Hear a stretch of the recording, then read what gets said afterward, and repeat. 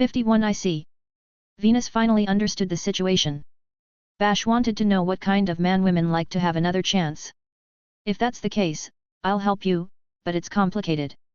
I don't know much about women from other countries. However, I'm sure the demons were helped by Sir Bash as well. If the orc hero wants to take a demon wife for the sake of a future friendship, they won't say no. Are you serious? There are many conditions, but I think the demons are also going through a difficult time right now and would like to have a more direct relationship. Demons are too proud to say so, and since the succubi and we are under human surveillance and cannot conduct diplomacy freely, I'm sure they would appreciate a compromise from the orcs. Bash's heart swelled with anticipation. But he was a veteran warrior. He had lost many battles on this journey. There was no way he could be optimistic in such a situation. It won't work like this. Maybe. Demons, like succubi, despised orcs, perhaps even more than us. As Venus spoke, she thought of the demon women she had encountered in the past.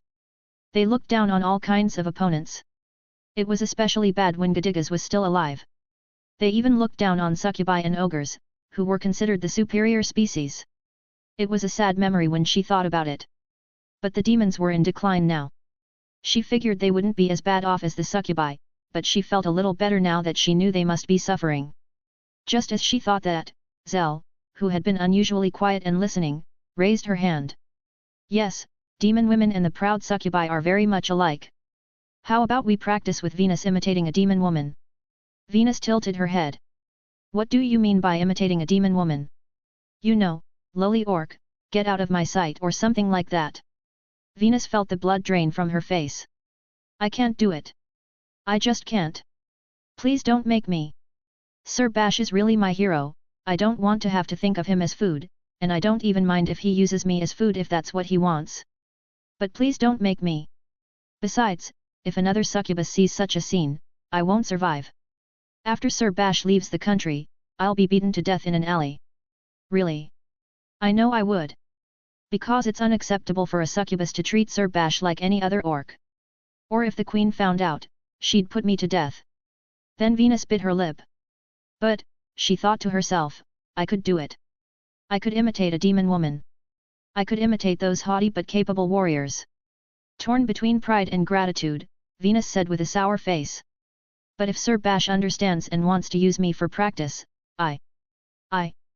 Blood flowed from her lips as she bit them.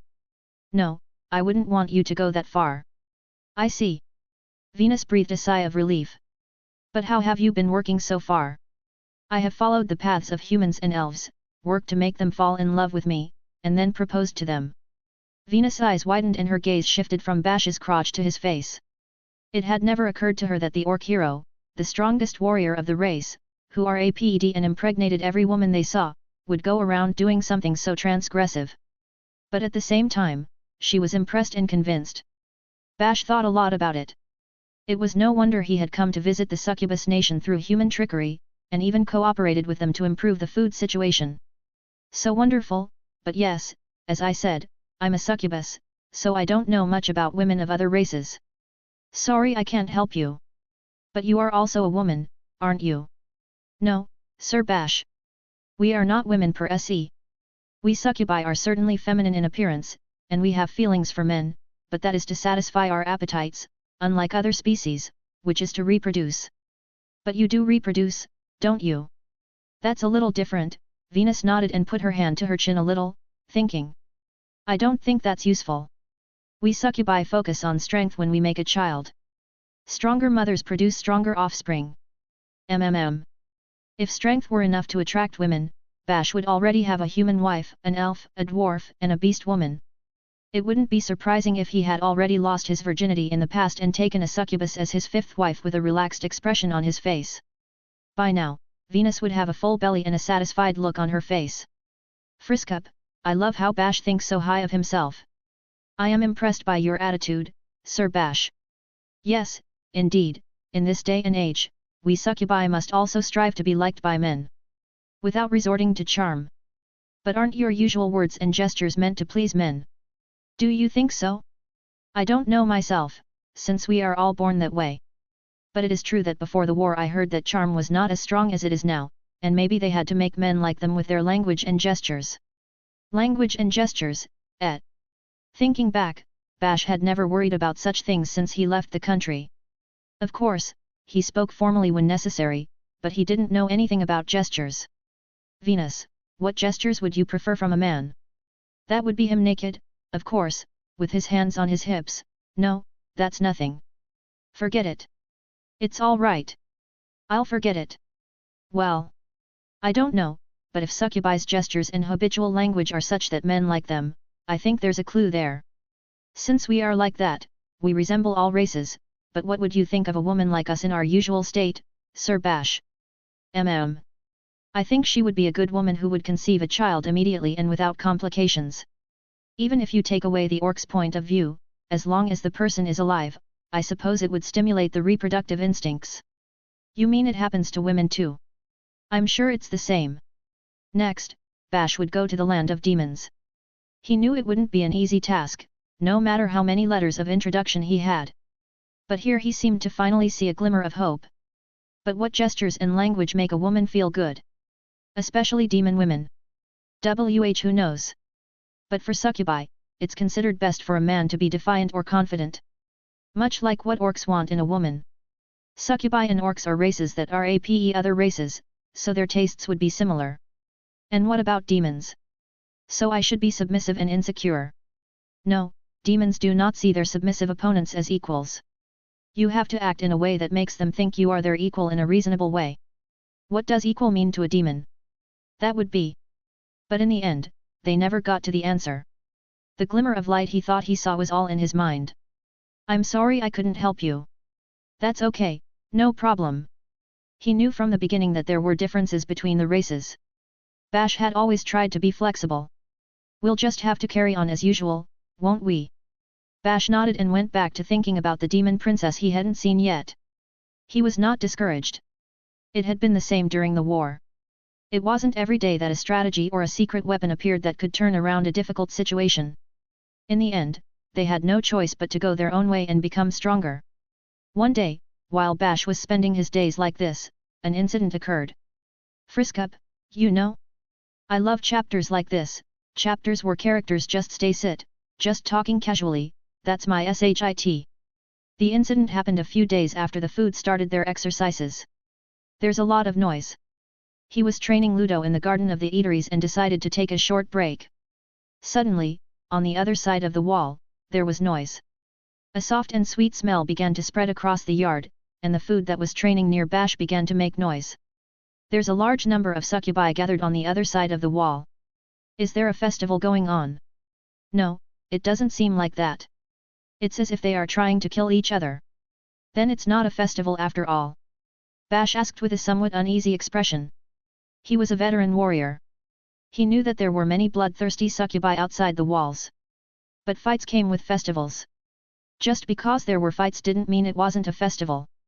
It must have been absolutely delicious to drink alcohol while watching the beautiful succubi fighting each other, huddled and clinging to each other. Something is happening. Sir Bash, please don't leave my side. As Venus said this, she took some brass knuckles out of her pocket and put them on her hands. Succubi mainly used hand-to-hand combat, but sometimes some of them used this type of weapon. Then, several succubi came running from the eateries, and one of them ran towards Venus, who was near Bash. Lieutenant Venus! What is all this commotion? Riots broke out. Everyone is unhappy about the decrease in food rations. Venus' face changed rapidly at these words. What about the food? Have they already started the evacuation? Yes, ma'am. However, since the mob has already infiltrated the eateries, the food being trained must wait here. He saw that other succubi had begun to surround the food training. They seemed to intend to defend them here. He thought it was a good decision. As long as they didn't know who the enemy was, it made sense to stay here and defend until they got more information. Even more so if there were people to protect. A unit was more defenseless when it was on the move. On the other hand, the food was not so docile, perhaps because they had just finished the exercise, or maybe because, perhaps attracted by the sweet smell wafting from the other side of the wall, they came to caress the buttocks of the succubi that protected them. Sir Bash, go with them. If they are young succubi, I don't think any of them can hurt you, no matter how many succubi we are talking about, but if anything should happen to you, my head will roll. Venus said this, but Bash didn't feel he could win against succubi. But this was nothing to be ashamed of. It was just the way it was. Succubi specialized in sucking men to death. If they seriously attacked him, not only Bash but also the male heroes of any country would not be able to defeat them. Wait, Ludo hasn't returned yet. The young apprentice? Where did he go? He went to take a piss. Yes, Ludo had just finished his training and went to the eateries to urinate. Normally, he would have done it there, but this was the succubus nation, and it would mean death for a man to expose his genitals in a public place. Therefore, he had to move to the restroom in the eateries. The second floor was full of succubi who had come to eat, so he must have gone to the second or third floor. I'll go look for him. Oh, wait, Miss Zell. I'll call the guards too. Zell jumped away without hearing Venus trying to stop her. Bash didn't stop her either. When sudden events like this occurred, what was needed was not to blindly move, but information. And fairies, specialized in obtaining information, were the ones for the job. If Zell found Ludo, good. If she didn't, it would mean that it was already too late, no matter how quickly Bash rushed to find him. Bash sat down, looked towards the eateries, and waited for the right moment. Meanwhile, the wall had been breached and the mob had jumped in. However, the guards, including Venus, were dealing with them. Most of the troublemakers seemed to be young ones who had barely participated in the war. On the other hand, the guards, who all appeared to be experienced warriors, were subduing them one by one. The mob outnumbered the guards by far, but still, the guards showed no signs of giving in. Bash turned around and looked back at the eateries. After a few moments, there was a bright light on the rooftop. It was a familiar light. The kind of light that fairies used to send an urgent rescue signal. Upon seeing this, Bash leaped towards it. He ran towards the building and jumped, scattering the fighting succubi. He stepped on the window ledge of the second floor and continued climbing. He struck the wall with his fist, finding a foothold, and climbed higher and higher. And in no time, he reached the rooftop. Mr. Immediately, the fairy flew past his face. Before he could exchange words with Zell, the view of the rooftop came into Bash's sight. What he saw there was somewhat enviable. They were young succubi. They had small breasts, small bodies, and slender arms and legs. All of them, with physiques that would be appropriate to be called young girls, were huddled around a boy. The boy was on his knees with a blank stare. His upper body was already naked. And so were the succubi around him. Uncle, who are you? The eyes that turned to Bash were those of a predator. The rooftop was already covered in a thick pink mist, and the eyes of the succubi glowed bright red. Bash quickly closed his eyes and held his breath. Then he rushed towards Ludo as if it was nothing. Kai. What's going on? That uncle comes running. Bash heard the voice, grabbed Ludo's body and pulled him to his chest. He tried to leave the place, but became dizzy as he stood up and fell to his knees. A bestial desire welled up in his brain and he thought he should open his eyes and take a look at the skin of the succubi around him. Apparently, he had inhaled some of the thick pink-colored mist on his way up to the rooftop. Of course. Not only on the rooftop, but also all over the eateries, the succubi were fighting while spreading the thick peach-colored mist. Wow, what's wrong? What's the matter, mister? Are you tired? Rest for a while, okay? We won't hurt you. Hey, don't close your eyes. Take a good look at me, Kay. The succubi's sweet voices tickled his ears. Bash curled up to hide Ludo and cried out, trying not to breathe. Zell. Yes, sir.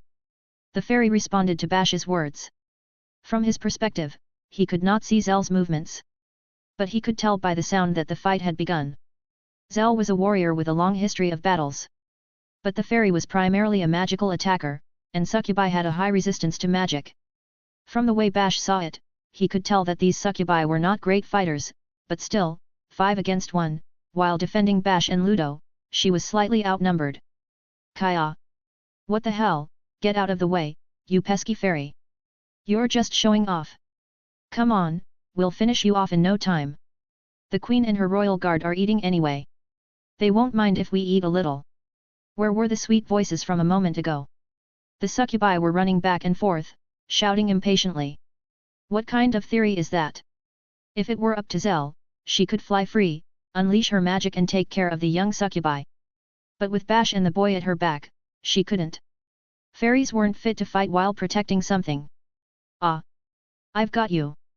Kill it! Tear her head off! Bash's eyes widened as soon as he heard that. A man who lets his comrades in arms die cannot call himself an orc hero. Bash jumped up and swung his fist at the succubus holding Zell. The reason he was a bit more lenient was because he feared Zell would suffer damage to her grip, or perhaps because he was under the influence of the pink-colored mist. The succubus, whose upper body would normally have exploded, bounced and flew away, beginning to convulse and writhe on the edge of the rooftop. Zell slipped out of her hands and flew away again. But that's as far as it went. He got up. Look at me. Look me in the eyes. I'm a succubus lady, look at me. Look here. Just as Bash inhaled the pink-colored mist and slowed down, one of the succubi snuck in front of him. Her glowing red eyes intertwined with his gaze. He, uncle, I love you.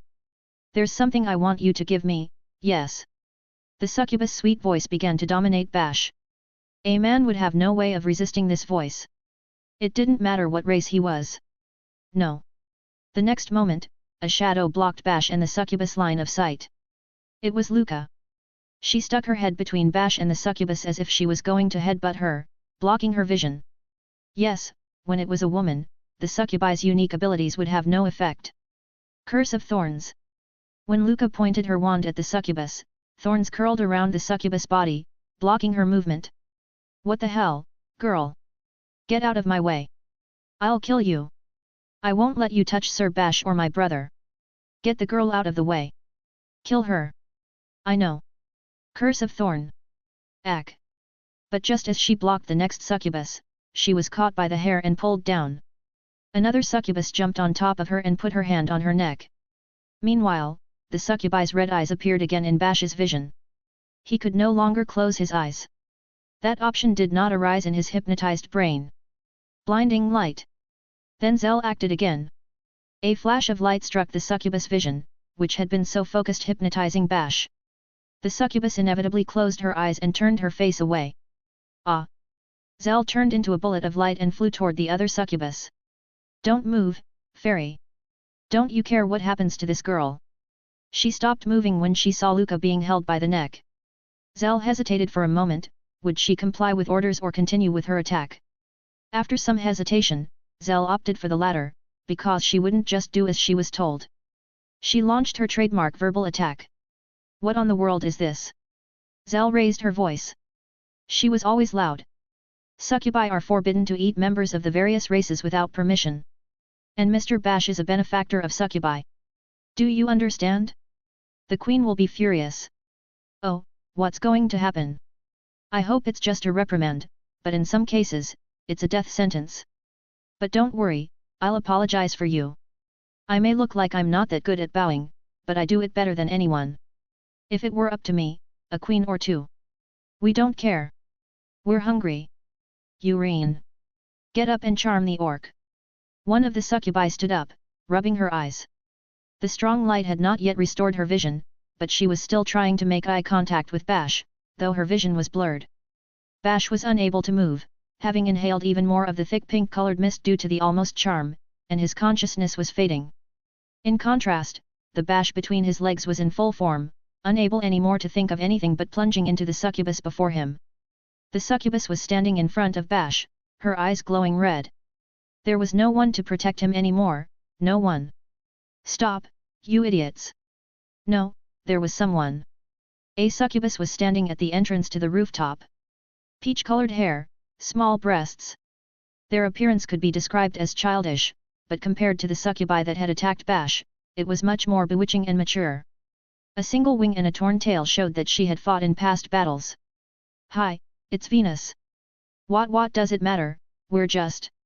Venus walked steadily in front of Bash, eyes full of despair and knelt before him. Sorry, Sir Bash, she said a few words, but the mesmerized Bash just looked lustfully at Venus and did not respond. Venus averted her gaze with a pained expression and slowly looked back. Seeing the expression on her face, the succubi took a step back without realizing it. Hey, you guys! That man over there is the benefactor of us succubi. Without him, you guys wouldn't even be born, you know that? Of course, we know you're hungry. We know what you have to endure. We know. We adults are aware. But please. Please don't do that to him. Let me proudly say that the succubi he saved are a proud race. Venus' words were desperate whoever heard them. It was a sweet tone, characteristic of succubi, but it was sincere and urgent. They knew she was in pain, and they knew she was still trying to tell them that they should listen to her, that they should hear her, that they should not cross that line. Shut up. I don't give a damn about pride. But she couldn't get through to the young succubi. Of course you can talk about things like pride when you're not hungry. You ate your fill by yourselves. Venus seemed on the verge of tears, swallowed saliva, collapsed and slowly looked up. With desperate eyes, she said one word. Then. A kick from Venus smashed into the succubus face. There was a sound of bojan and the young succubus collapsed to her knees. Venus moved her wing end, from where another of her own would have lost balance, with a smooth, almost viscous-sounding motion, she struck another succubus with her fist on their slender chest. A splush sound was heard and the succubus spat blood. The succubus that had been riding Luca saw this and rushed to get up, but not in time. A blade that came out of Venus' shoe stabbed her in the neck, she rolled her eyes and blew bubbles out of her mouth. The remaining two, the ones who had been deprived of their freedom by Luca's spell, paled at the sight of her. I didn't. I was just following Eurene. Me too. I was following her too. I was even against. Venus' eyes were dark as she looked at the two, and they were sunken in disappointment and anger. A succubus who uses her dead comrades as shields doesn't deserve to be a succubus. Then she snapped their necks. Bash awoke in the room he had borrowed from the royal palace. It was a windowless room prepared by the succubi. The door was heavy and had a strong lock. Bash sat up in bed and snorted. It was a sigh of relief. He remembered when Venus had come to his aid, even though he was still under the charm.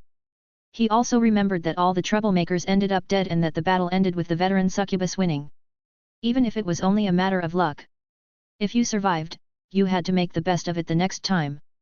Because the war would go on forever. But on a local level, let's say. I lost. It was his first defeat in a long time. It showed how strong the succubus race could be against men. To be treated like nothing by a young woman who had not even been on the battlefield, Bash understood once again. Then he thought about what he should have done. If he had killed her, he surely wouldn't have been in so much trouble. On the battlefield, he had always done that. On the battlefield, there were only friends or enemies, and there were no enemies he couldn't kill. If he had climbed up on the roof, closed his eyes, held his breath, and just let his sword slash from side to side, he would not have been defeated. If the opponent had been a worthy warrior, not of the caliber of those young succubi, he would have had more trouble winning the battle, but all he had to do was close his eyes. However, he knew that he should not kill them. The opponents were young girls. Young girls. Even orcs were not allowed to kill children. It was a time of peace now, and succubi were not enemies. That's how he felt. That wasn't a defeat. I think you could have vanquished them if you'd been alone, mister. It was my fault for letting myself be captured. Zell was depressed. It wasn't the first time she'd been defeated, and she understood very well that she wasn't good at defensive fighting. She flew low, trying to keep Bash away from her, and moved to draw the enemy's attention. There was nothing wrong with this method. However, it was true that she was only captured by a few young succubi. Unlike orcs, fairies could not be charmed. However, they were not at such an absolute disadvantage against succubi as men were. The two, both with a long history of battles, were saddened by their defeat. It wasn't the first time they were defeated, but that didn't mean they wouldn't be depressed. Bash looked up and saw a girl standing beside the bed. It was Luca. Are you okay? Yes, I am. Luca, you saved my life. If it wasn't for you, I would have been eaten by succubi. That's not true, they even caught me right away. It is good for those who are less powerful in battle to buy time until those who can fight arrive. You played that role well. If Luca hadn't shown up, Zell might have died. Or Bash might have lost his virginity in a miserable way. Yes, Bash wanted to lose his virginity, but if it had been to a succubus, his joy would have been short-lived, and when it was over, he would have despaired at the future that awaited him as a magical warrior. The orc's honor was about to fall, never to be recovered. As for Venus, well, she thought she had been no better, due to the ineptitude of the succubus nation, but not Luca. You are my benefactor now. In the name of the Orc King, I promise to reward you. If there is anything you want me to do, say so. When Bash said that, Luca blushed and stepped back. So. Luca looked up as if she had made up her mind and took Bash's hand. Her hand was small and warm, like a child's. Please marry me. It was a proposal. Why? Bash asked, not understanding how the conversation had come to this. Luca's face turned red and she squeezed Bash's hand. Sir Bash, you are traveling looking for a wife, right? The requirements are that she must be able to bear a child and have a title that you can brag about to other orcs. I am still a child, so I cannot bear a child, but I am the daughter of the great warrior Lula Lula. I am sure you will be able to brag about that to other orcs. Tell me why. Bash, being Bash, was happy that someone was finally proposing to him. If you looked closely, Luca had a very pretty face. Bash knew very well that the ogre girl was beautiful. When she grew up, he was sure she would be a beauty. If she grew up at all. It was said that orcs attacked every woman they saw, but that was not true. Orcs attacked women because their instinct was to leave offspring. Therefore, they did not covet young women who were obviously incapable of bearing children. There were such orcs in his country, but they were said to have a special inclination. In other words, Luca was out of the question. In a few years, she might grow up and be exactly what Bash wanted, but for now, she was still a child. And in a few years, Bash would be a magical warrior. He couldn't wait. Therefore, even Bash couldn't give an immediate answer. If it had been Sylviana who had said it, he would have jumped at her. You want a reason, don't you? Exactly, why do you say that out of the blue? Luca was silent for a while, as if thinking. A reason, she didn't seem to know what to say or where to begin. But finally she opened her mouth as if in a murmur. Lula Lula is my mother, but she's not really my real mother. Really? Yes. She raised us and made everyone around her recognize us as her own children, but it was another woman who gave birth to us. This was quite a culture shock for Bash. Apparently, there was such a thing as real or fake mothers in the ogre race. I like my mother Lula Lula, of course. But I had a real father and a real mother. Although my memory of them is a bit fuzzy now. What happened to your father and mother? They were murdered. So you're going to avenge them, not Lula Lula. I am not. That's what I thought when we started this journey to take revenge, but when I investigated, I found out that my father and mother deserved it. Why do you say that? They were spies. Dad was an ogre and sold information to the Four Races Alliance, and Mom was human intelligence, and they ran away together, had us, and were found. Luca's face fell and her shoulders shook. Bash could no longer watch the girl's expression. Orcs had no concept of treachery. They were not clever enough to betray each other. The most they could do was disobey the king's orders. Among those pursuers was Mom Lula Lula, who took in my brother and me, stunned by the death of our parents, and raised us. Luca used a louder voice than usual when talking about her memories. Mom Lula Lula was a good person. She worked hard to become chief and took care of others. She was a very, very admirable person. My brother and I respected her. But, she continued, one day she was found dead. Lying in an alley, like a dog. Luca had tears in her eyes, and she burst into tears remembering those days, shuddering and supporting herself with her thin arms. Mom, our strong mom, couldn't have lost so easily, she should have been defeated in a cowardly way and left out in the open. She didn't deserve to die like that. I can't forgive them, and my brother can't forgive them either, there's no way we can. As Luca said this, she tightened her grip on Bash's hand. Eventually, Luca's shaking stopped. We took an oath. Even if we die, even if Mom didn't want it, it's our duty as ogres to avenge ourselves. Ogre duty, Bash had heard of such a custom among the ogres. If someone killed their father or their master, they had to take revenge, even at the cost of their lives. Otherwise, they would not be recognized as full ogres and would not even be allowed to have children. This was the same reason why orcs are APE women on the battlefield. It was why the ogres were strong. In the long era of war, there was no father or master who was not killed.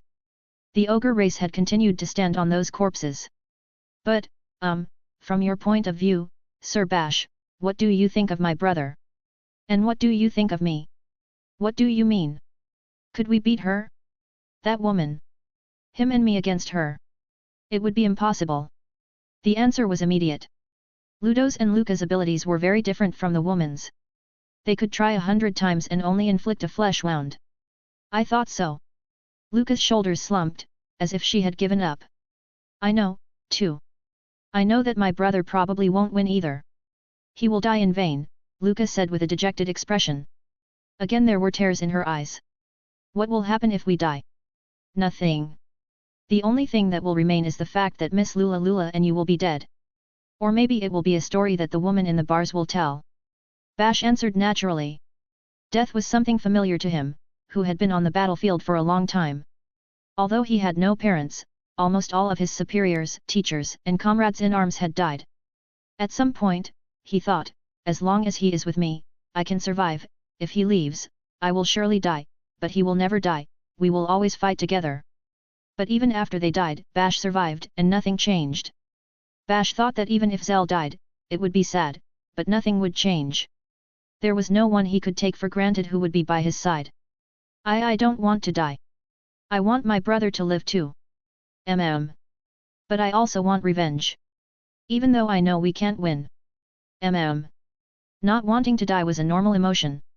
And to have it, all races were inspired in every possible way. I want to avenge her, and my brother doesn't want to give up. He already knows that he'll never win, but he's forcing himself to be strong.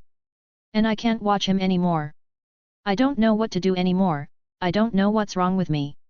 Luca, suffering from the dichotomy, pleaded with both hands, shedding tears. Bash listened in silence, but finally asked. And why should this lead to marriage with me? There is a rule that you are allowed to avenge the death of an ogre if you are a member of their family. Therefore, marry me and defeat this woman. Bash thought. She would have a husband to help her get revenge. It wasn't something you heard much about, but it was understandable. If he had an orc in front of him, he would tell him that he should at least take revenge himself. Even if it was an ogre. But there was a child in front of him. I will give birth to as many children as you wish, Sir Bash. Well, that may not be possible right now, but I will try my best. As the wife of the orc hero, I will work hard all my life to make you, Sir Bash, proud of me. So please, please, help me. Luca begged desperately. This was no joke. This was no lie. If Bash had thrown himself at her right now, she would have accepted it without complaint. But Bash said. I can't take you as my wife. Luca just sat there, looking shocked. Before she could ask why, Bash went on. But I will defeat the woman. What? But that's against the code. I will avenge Miss Lula only for personal reasons. There is no Orcish law that says only relatives can take revenge. It was the result of Bash's clever thinking. Besides, it's time we left this country. The succubi had been good to him. He was willing to stay here for a while. But the succubus country was still a dangerous place. He had just been reminded of that, and to be honest, he really wanted to get out of here as soon as possible. Besides, when he thought about it, he had already spent too much time in places other than his original purpose. He spent too much time worrying about what to do so as not to offend the spirit. It was time for him to return to his original purpose. Bash didn't have much time left. If there was a condition to achieve the goal, he would choose the means, but this was different. Therefore, regardless of the means or methods, he had to solve the problem in the shortest time possible. In other words, Bash had to fight the woman and defeat her. That was the best and most accurate answer Bash could come up with. The spirit might get angry and kill him, but that was better than hanging around here and becoming a magical warrior. He would rather die than let the orc hero become a magical warrior. I may not be able to keep your pride, but is that okay? Besides, Bash himself said so. In the name of the Orc King, he would return Luca's favor. That she had asked for his help, and there was no way for him to take it back. You are very kind, Sir Bash. Luca said with a smile and teary eyes. Luca cried for a moment and left the room when she heard that Ludo had woken up. Apparently, Ludo was being tended to in another room because the charm had affected him more than Bash. Bash sat on his bed, checking his body and eating a meal prepared in his room. If he was going to go out and fight the person who killed Lula, he needed to make sure his body was in good shape. If he still had the after effects of the succubus charm, he wouldn't be able to win an otherwise winnable battle. At first glance, she looked like an opponent that would require a lot of attention. Suddenly, Zell asked Bash. Mister, are you sure you don't want to do this? What do you mean? About little Luca, as I am sure she will be a beautiful girl in the future. I know. It's different when it comes to ogre beauty, but I know the kind of face you like, mister, so I'm sure she'll grow into a woman you'll be attracted to. So you could propose to her. Indeed, Luca was a beautiful girl. She would surely become a beautiful woman in the future. But that hadn't happened yet. It would take 5 years, or at least 3 years for her to grow up and become beautiful. If he waited that long, Bash would become a magical warrior. Or maybe he could lose his virginity if he got his hands on her before then, but he couldn't see young Luca as a woman to begin with. If you marry her now, no one will take her until she is old enough. But it also opens up the possibility that I might not be able to get another woman. Bash remembered the elves. The elves were limited to 1 wife per man.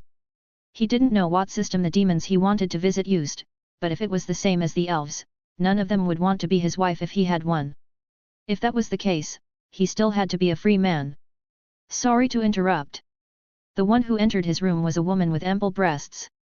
Succubus Queen Curly Kale. I am very sorry for the recent disturbance and for involving you, Sir Bash, Orc Hero. As Succubus Queen, I apologize. Succubus Queen Curly Kale said this in a dignified manner and sat down on the bed where Bash had been sleeping. Her big ass and her big breasts were very close to Bash, and he looked away. It was too much eye candy. Also, the hand touching Bash's arm was unusually warm, and the buttocks lightly touching Bash's thighs were unusually soft. Of course, there was no malice in Curly Kale. Succubi had a habit of sitting so close to each other when they were sincerely apologizing. It was a succubus gesture that was hated in other lands, especially in the human country. I cannot lie to the great Orc Hero after all we put you through. I am ashamed to say this, but as you can see, the succubi are just trying to get by from day to day. It is terrible to ask the young to be proud of our situation. But as you can see, the food is well managed and cared for. As long as we have enough food, I think we can afford to teach the young what succubus pride is. Curly Kale was still speaking in a voice that could be described as a bit high-pitched. But Bash could see that there was an unspeakable desperation at the bottom of her voice. I'm sorry it has come to this, but all I can say is please. Sir Bash, please save the succubus nation. If you, the succubus queen, ask me, I will not refuse. I will help you when the time comes. From Bash's point of view, he didn't know what she meant by saving them. But the head of the succubi, a species that considered itself one of the highest-ranking members of the Seven Races Federation and had despised the orcs for years, was asking the Orc Hero for help. Bash could not simply refuse.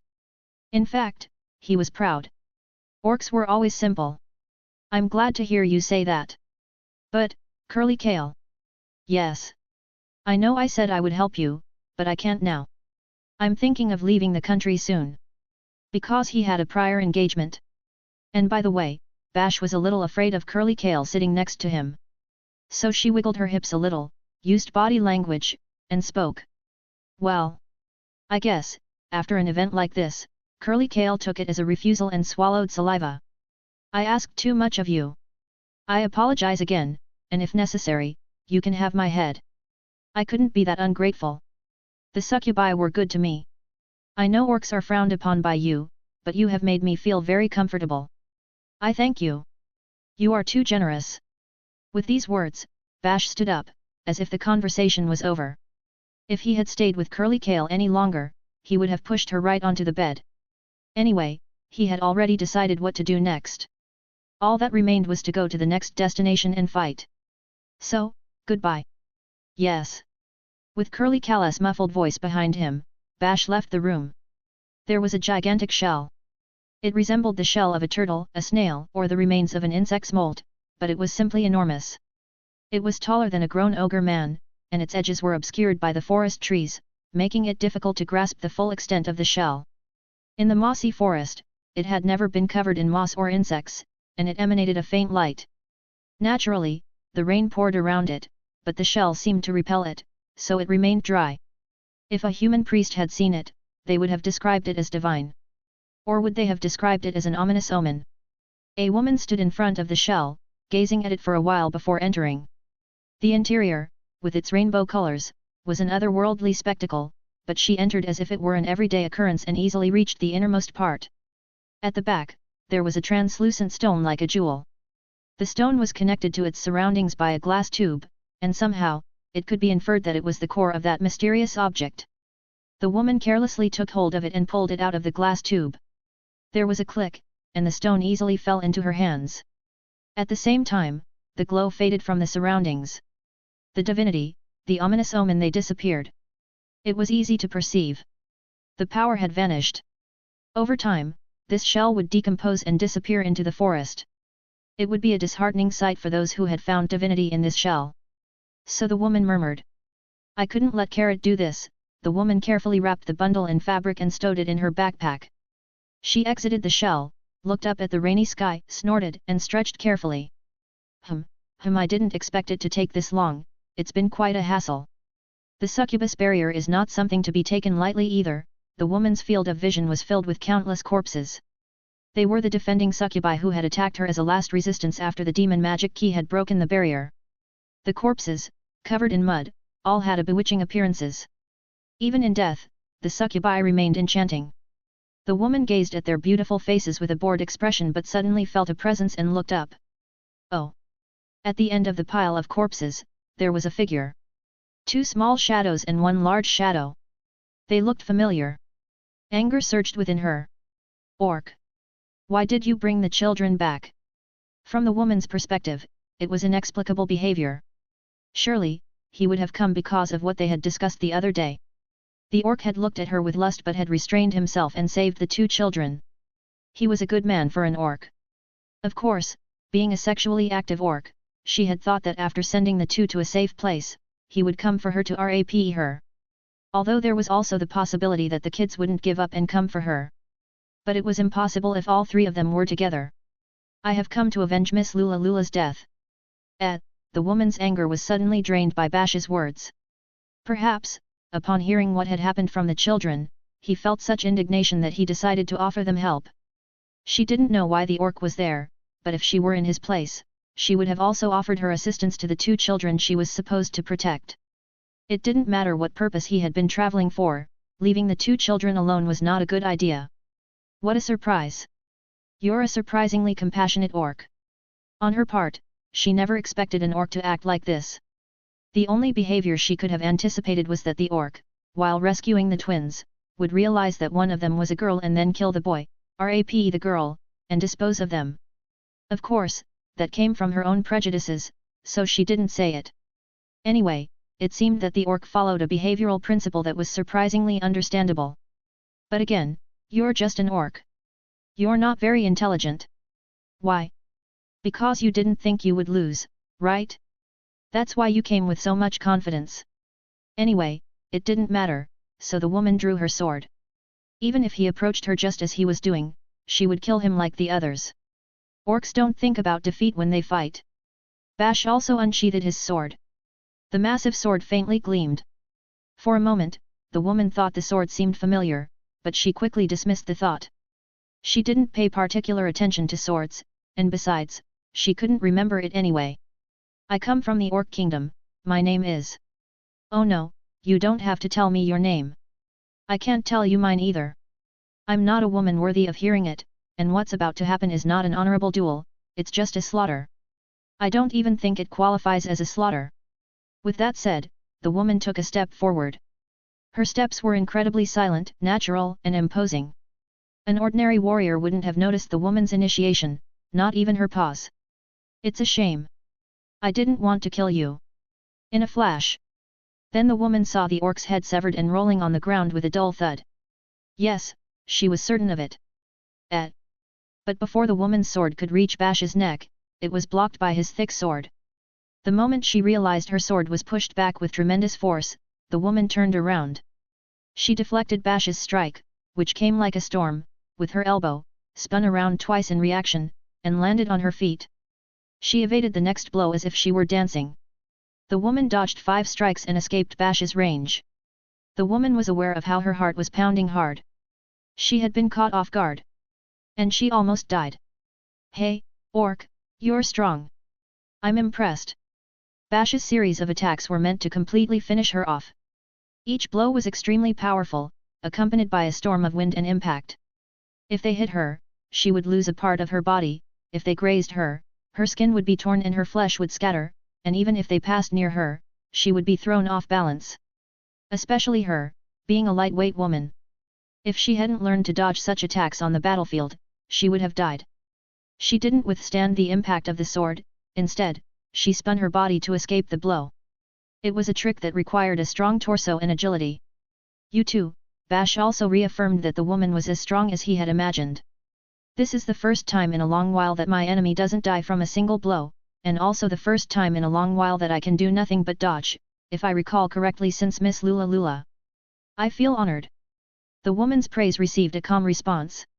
If he were an ordinary orc, it would have been more. No, the woman wasn't an expert on orcs, so her racist attitude towards them would resurface again. Anyway, the woman guessed that the orc in front of her was much more impressive than she had imagined. At the same time, from her limited knowledge, a name came to her mind. For an orc to be able to do so much, then you must be Bash, the orc hero, right? Yes, as soon as he answered, Bash's sword attacked. The woman barely managed to react, dodged it, and counterattacked with her own sword. The strike didn't reach him, and only the wind grazed his skin. The blatant lack of forward movement made it clear that the intention was to gauge Bash's abilities. I see, I apologize for not introducing myself to the glorious Dragon Slayer hero, but I no longer respond to any name. However, if I'm going to face the strongest orc warrior, I'll have to get serious, won't I? The woman said, and she readied her sword once again. In Bash's eyes, it seemed like a stance he had seen somewhere before. It resembled the posture of a human knight but was slightly different. A unique stance. Upon seeing this, Bash felt his hair stand on end. His instincts told him that the woman was a dangerous opponent. To further intensify his emotions, he let out a battle cry. The battle had begun. The battle had dragged on. The woman defended herself against Bash's stormy strikes. The battle continued under the pouring rain. Although the ground was muddy, neither of them faltered, and the battle continued without hesitation. Bash's blows didn't even touch the woman, and her counterattacks did reach him, but they only cut his skin, and no blood spilled. It was like a dance, but it wouldn't have been possible if either of them hadn't been skilled enough. If the woman's skill wasn't enough, Bash's sword would cut her, and if Bash's skill wasn't enough, her sword would sever his veins. The difference was that the first could win the battle with a single strike, while the second would take longer to finish him off, but if the result was death, it was the same. Although those strikes capable of ending her life in a single blow passed near her body many times, she remained composed.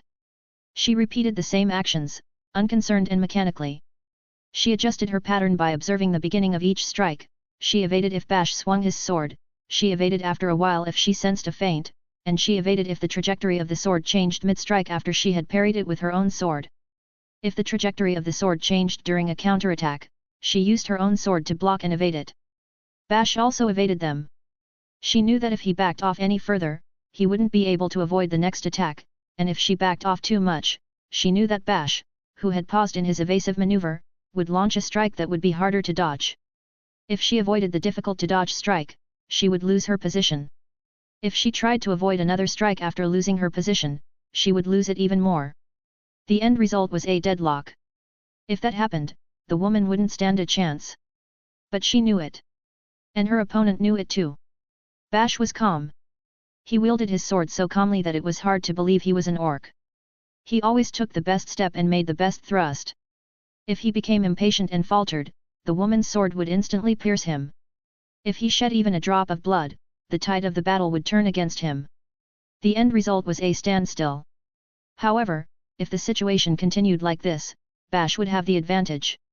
An orc's body was much larger than that of a human woman, and his endurance was still greater. It was almost certain that the woman would run out of stamina first. That's why the woman took a more offensive stance. So, this is the orc hero. No wonder everyone admires you, the woman murmured a few words and took half a step back. Bash's next strike was stronger than usual, and then he delivered a slightly deeper blow. The strike grazed the woman's neck but didn't even become a superficial wound. The woman changed her stance and readied her sword. Bash retracted his sword and then delivered a strike that she couldn't avoid. But you're still an orc. For a brief moment, Bash's strike was hindered by doubt. His gaze fell upon the woman's chest, his nose twitched, and his mouth relaxed. The tip of the sword passed from the woman's shoulder to her left hand, and the impact sent flesh flying and shattered bone. The woman took a step forward, but instead of being intimidated by the impact, she twisted her body and drove the sword in her right hand into Bash's neck. A gush of blood spurted out. Bash's head didn't fall off. His carotid artery had opened, and blood gushed out like a fountain. It was a hemorrhage that could have been fatal if he had been human. "I'm glad it worked, but I didn't expect you to be able to react to that." The woman, on the other hand, looked in another direction, at her mangled and uncontrollably bleeding left hand. The chest of her clothes was torn, and her two large mounds protruded. "Well, but now comes the hardest part. I think my bones are about to break, if they haven't already." The woman prepared her sword again. She knew that the orc in front of her wouldn't stop even at the point of bleeding profusely from the neck. The orc's eyes hadn't lost their light, and his body was radiating heat, evaporating the cold rain. Not even the wounds that would despair a human would stop the orc warrior. "He is stronger than expected, this is the Dragon Slayer hero." Rather, the woman was impatient. If she hadn't carried out that plan, she would have been able to avoid Bash's sword at the last moment. Once, she had defeated an orc warrior in the same way she had just done. He was also a famous warrior, but she assumed that the one with the title of hero would be even better than that. In this case, orcs and human women had different body structures. The woman was at a disadvantage. Although Bash had lost a greater amount of blood, it was the woman who first slowed down and ran out of strength. Therefore, she moved forward. She prepared her sword to sever Bash's neck like a great tree with another strike. But Bash, on his part, was not deceived this time by the woman's charm and delivered a strike to her head. Healing wind. Bash's sword cut through the air. The woman turned around, simulating taking a step in the air, and was enveloped by a magical wind. The wind, similar in color to fairy dust, instantly healed her wounds. The woman's wounds healed, leaving only Bash injured. The situation was reversed, but only slightly. But Bash's strikes were fast. The speed that everyone talked about with a shiver had overwhelming destructive power, and the number of blows he unleashed was even excessive. Bash never missed the opportunity when his opponent recovered with magic. With one or two strikes, the woman's stance crumbled. The situation was exactly what would have happened if she had even taken a step back. The third strike crashed into the woman's torso.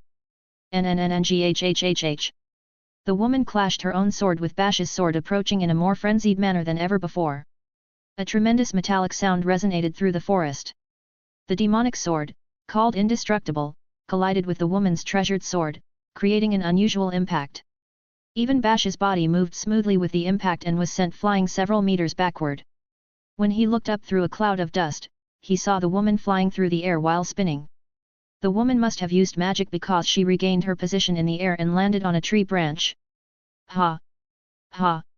Ha! The woman breathed heavily, and her exposed breasts rose and fell. However, it was probably more in response to the near-death experience than due to exercise. She had just experienced being on the verge of death. Bash's speed was greater than she expected, and she had no chance to recover. Bash's strike was also powerful. The woman's torso would have been cut in half if she hadn't compensated for it with a large amount of magical power in her sword. She didn't have time to catch her breath. The woman immediately jumped from the tree branch. In the next moment, the tree she used as a foothold broke at an incredible speed and flew through the air, crashing into the surrounding trees. The woman landed smoothly and crouched down. Bash's sword passed over her head. The shockwave made her spin and change direction, driving her elbow into the ground. She redirected the rotational force to the sword and drove it into Bash's ankles, which were right in front of her. At the same time, a vertical strike from the orc hero landed behind the woman.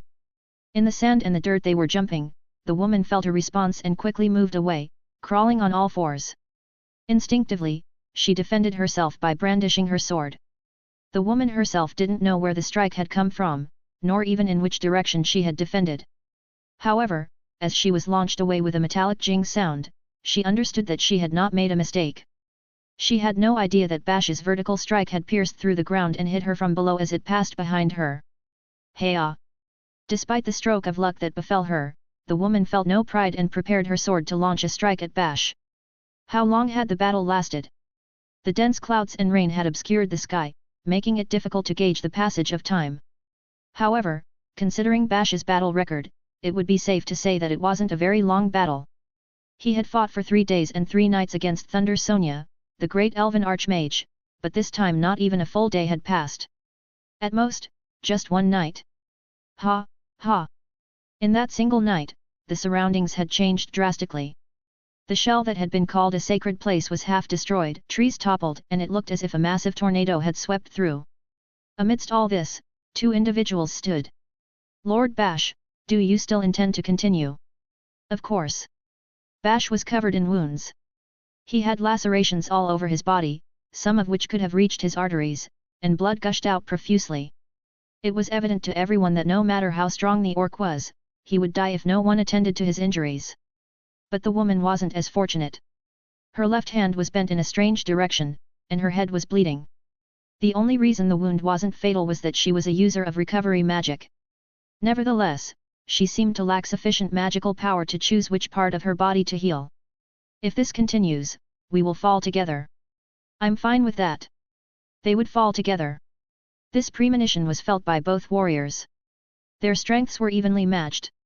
Neither of them could deal a fatal blow to the other. The woman's physical strength was not enough to pierce Bash's vital points, and his strikes didn't land directly on her. The woman's injuries worsened gradually, and both of them grew weaker, but their relationship remained the same.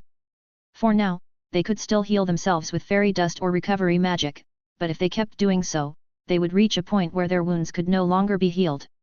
And they were already on the verge of crossing that dividing line. An orc hero should not die in such a remote place with a nameless woman, without any honor. You, too, were a renowned warrior during the war. Ah, but not anymore. Defeating me now will not bring you honor, and being defeated by me will only bring dishonor. The woman looked at Bash. He was a great warrior, she had to admit.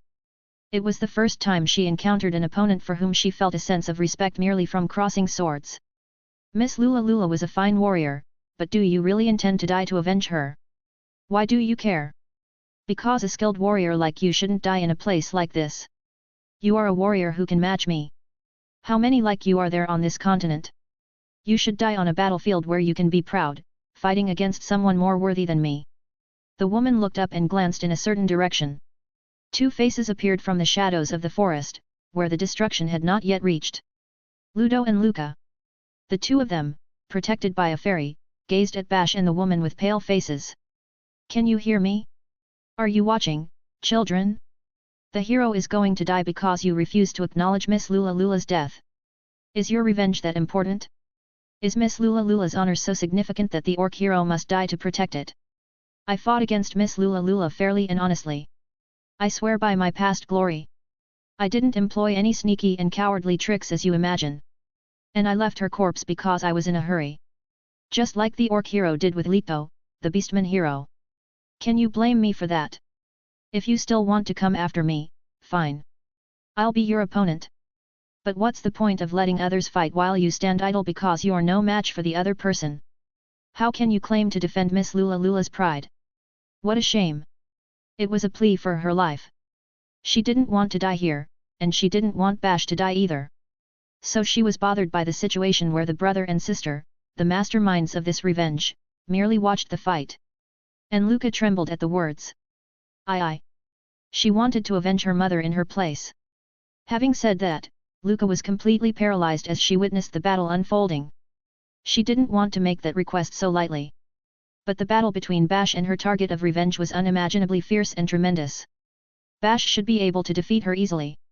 She couldn't deny that was the feeling she had. And the claim that Lula and that woman had fought cleanly was also believable when she saw the combat. She had assumed that her mother was so strong that she must have died due to some completely cowardly tactic, but now she could believe that it wasn't the case. But even so, she couldn't allow her brother to be the opponent of such a monster.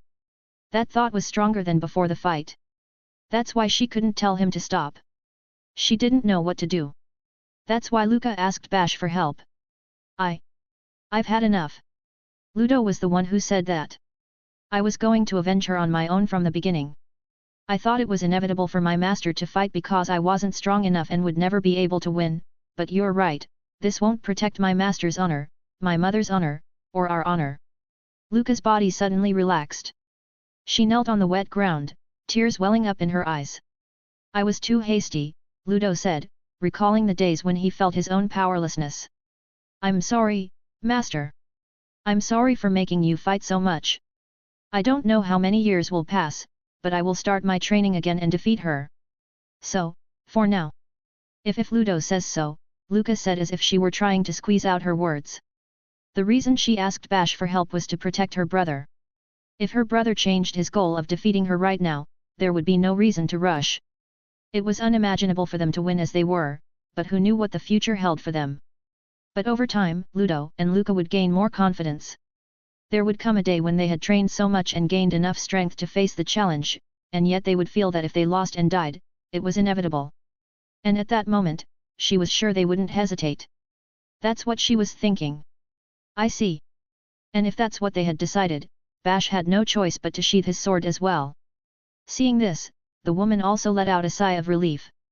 Son of Lula Lula, you will be a good warrior. I thought I could let myself die at any moment, but I will be waiting for you while doing everything I can to live. The woman sheathed her sword, turned on her heels, and slowly walked away, casting a recovery spell on herself. Bash looked at her back and hesitated. He, of course, had nothing to object to regarding the twins' decision. It was fine if they hadn't been able to avenge Lula Lula's death. In reality, Bash didn't have much desire for revenge either. If, as the woman said, it was the result of a fair fight, it would be foolish to try to avenge her. So the follow-up question was whether the spirit was satisfied with this. Would it be satisfied with such a half-hearted ending? Suddenly, Bash felt a strange sensation. He no longer felt the torrential rain from before. He looked up at the sky with his palm held up and saw a gap in the dense clouds, and the light starting to shine through. The blue sky was returning to the succubus nation's sky. That's good, isn't it? The rain had stopped, which probably meant that the anger of the water spirit had also subsided. In other words, he couldn't be certain, but it seemed that the spirit was satisfied. So there was no reason for Bash to stay with the woman. The proposal had just been rejected the other day. Hey, woman! But Bash called out to the woman's back. Lord Bash, when addressing a woman whose name you don't know, I recommend using madam or miss instead of just woman. I see. I'll remember that. Thank you. You're welcome. So, what can I do for you? I think you should also recover from your injuries. The woman shrugged and said this with a distant air, but with her hand still on guard over the sword at her waist. She had to be cautious. Of course, Bash no longer had any intention of fighting her. There was only one thing he wanted to say. I haven't had a draw against any opponent since Thunder Sonia. I feel honored to be placed alongside the great elven archmage. Is that all? I'm proud to have fought against you and survived. Upon hearing these words, the woman came to a sudden stop. She gripped the hilt of the sword at her waist, looked up at the sky, her mouth relaxed but quickly closed again. She opened it to say something, but stopped, then opened it again and said, Then I am also honored to have survived. The woman said this, and with a gesture of her hand, disappeared into the partially destroyed forest. With a somewhat lighter stride than before. The revenge of Ludo and Luca, children of Lula Lula, ended in a failed attempt. The woman left and they spent the night. Bash had severe wounds, but fairy dust helped him recover without any incidents. Everyone remained silent until the next day. Zell and the twins reminisced about the fierce battle they had just witnessed. Bash thought about the previous battle and how he could have won. Not only were they silent, but none of them moved an inch. Bash and the group set off as soon as dawn broke. As they moved away, the excitement returned, and Ludo opened his mouth. He recalled the fight between Bash and the woman and said he believed he could defeat her in the future, but at the moment it would be entirely impossible for him. The good conversationalist fairy, who knew how to listen, was able to engage in a lively conversation by bringing up past cases, which made Ludo even more excited. Bash and Luca remained silent. There was no particular reason for the orc not to speak. However, there was no doubt that he was remembering the woman's breasts, which trembled every time she moved during the battle, and he had a smile on his face. Luca, on the other hand, had a worried expression on her face. Meanwhile, they had just crossed the forest. At the end of the open area, there was a valley with a river flowing beneath it.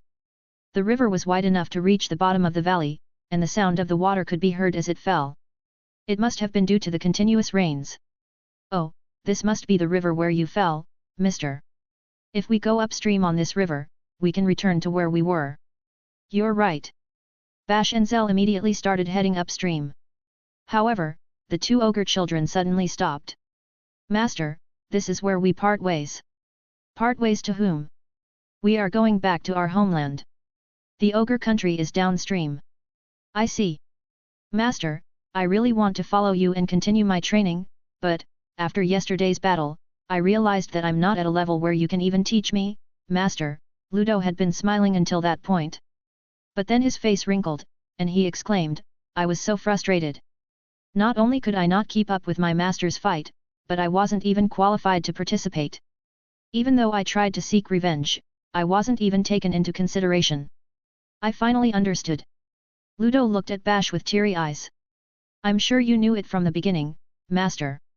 At my level, I'm nowhere near learning techniques, that's why you had to train me the way you did, right? Yes, that's right. Normally, Bash would have assured him that it wasn't true, but this time, he understood. As expected, Ludo was too weak. It all came down to whether he could win or not. I'll train from scratch until I can defeat her, or at least until the adults in my country recognize me as a man. While you do that, she could be killed by someone else. I don't think someone who can fight on par with you, Master, would die so easily, and, well, I knew Mom was incredibly strong, so I was sure they would have killed her with sneaky tactics. I was absolutely sure, but after seeing the fight between her and you, Master, I know it's not true, so I'm not in a hurry anymore. Then shouldn't you stop seeking revenge? But it's true that she killed Mom, and besides, if I didn't have a goal, nothing would inspire me. Ludo said and laughed, with the face of someone trying to force a smile after crying. And as if to push Ludo forward, Luca took a step forward. Mr. Bash. Yes. Thank you for everything this time, Luca spoke a few words and bowed her head. Then she raised her gaze, fidgeted with her hands in front of her chest, and looked Bash up and down. Well, setting aside the matter of revenge, in a few more years, when I grow up, would you take me as your wife? Bash pondered for a moment at those words. In a few more years, in other words, they wouldn't get married right now. It was a so-called engagement, but Bash wasn't familiar with the concept. Of course, therefore, he nodded willingly. Since he would be free during those years, he calculated that even if he encountered an elf, he could get married. Such a joy! Thank you. Seeing Luca smiling happily, Bash also smiled. With her being half ogre and half human, she would surely be a beautiful woman who would attract Bash. The idea of having such a woman as his wife was enough to make his heart swell with anticipation. But Luca was too young now to even imagine her like that. But if she was Lula's daughter, even if she was adopted, she would be a perfect wife for Bash, the orc hero. If it's just for a few years, then I could go with you to the orc country, right? Even if I can't have children now, it wouldn't be bad to slowly grow up in your homeland. No, because I've received certain information. I'm going to the land of the demons as well. Bash said this rather quickly. Because the important thing wasn't being able to have a wife, although it was a secret. The important thing was to lose his virginity on this journey. And by extension, not becoming a magical warrior. Therefore, it would be outrageous to stop traveling here. Well, I suppose that's how it is. Zell nodded with a somewhat puzzled expression. However, Zell was a fairy and Bash was an orc, and as such, they didn't concern themselves with the details. Well, Mr. can have many wives. Besides, if little Luca has to deal with Mr. alone, no matter how much ogre blood she has, she won't last long. Luca, who was still very young, didn't understand the meaning of those words. But ogres were not a race that had a monogamous marriage system either. When she heard that Bash needed many wives, she didn't question it particularly. I don't fully understand, but I will do my best to train to become your wife in my country and not embarrass you in front of others. Of course. Bash nodded with an expectant smile. And so, Bash now had a fiancé. It was his first accomplishment since embarking on this journey. Although calling it a step was a stretch, and it had no relation to achieving the main goal. But it was undoubtedly a further step towards Bash's ideal. But Bash's journey continued. To reach his true goal, he would head to the demon country. remembering the bouncing breasts of the swordswoman he fought along the way. A few days after Bash's departure, the succubus nation was enveloped in a somber atmosphere. The long-lasting rain had ceased. What remained, however, were the remnants of the disturbances, the tarnished succubus pride, and the destroyed sanctuary. The sanctuary was an important place for the succubi. For a long time, they had been taught to protect it, and they had obeyed. Although the details of its purpose had not been passed down, there were many succubi who considered it an object of faith. And that had been lost. Succubi were a relatively short-sighted species. Therefore, they could forget everything within a few years. But regardless, most of them now looked the same as the day they accepted peace after losing the war.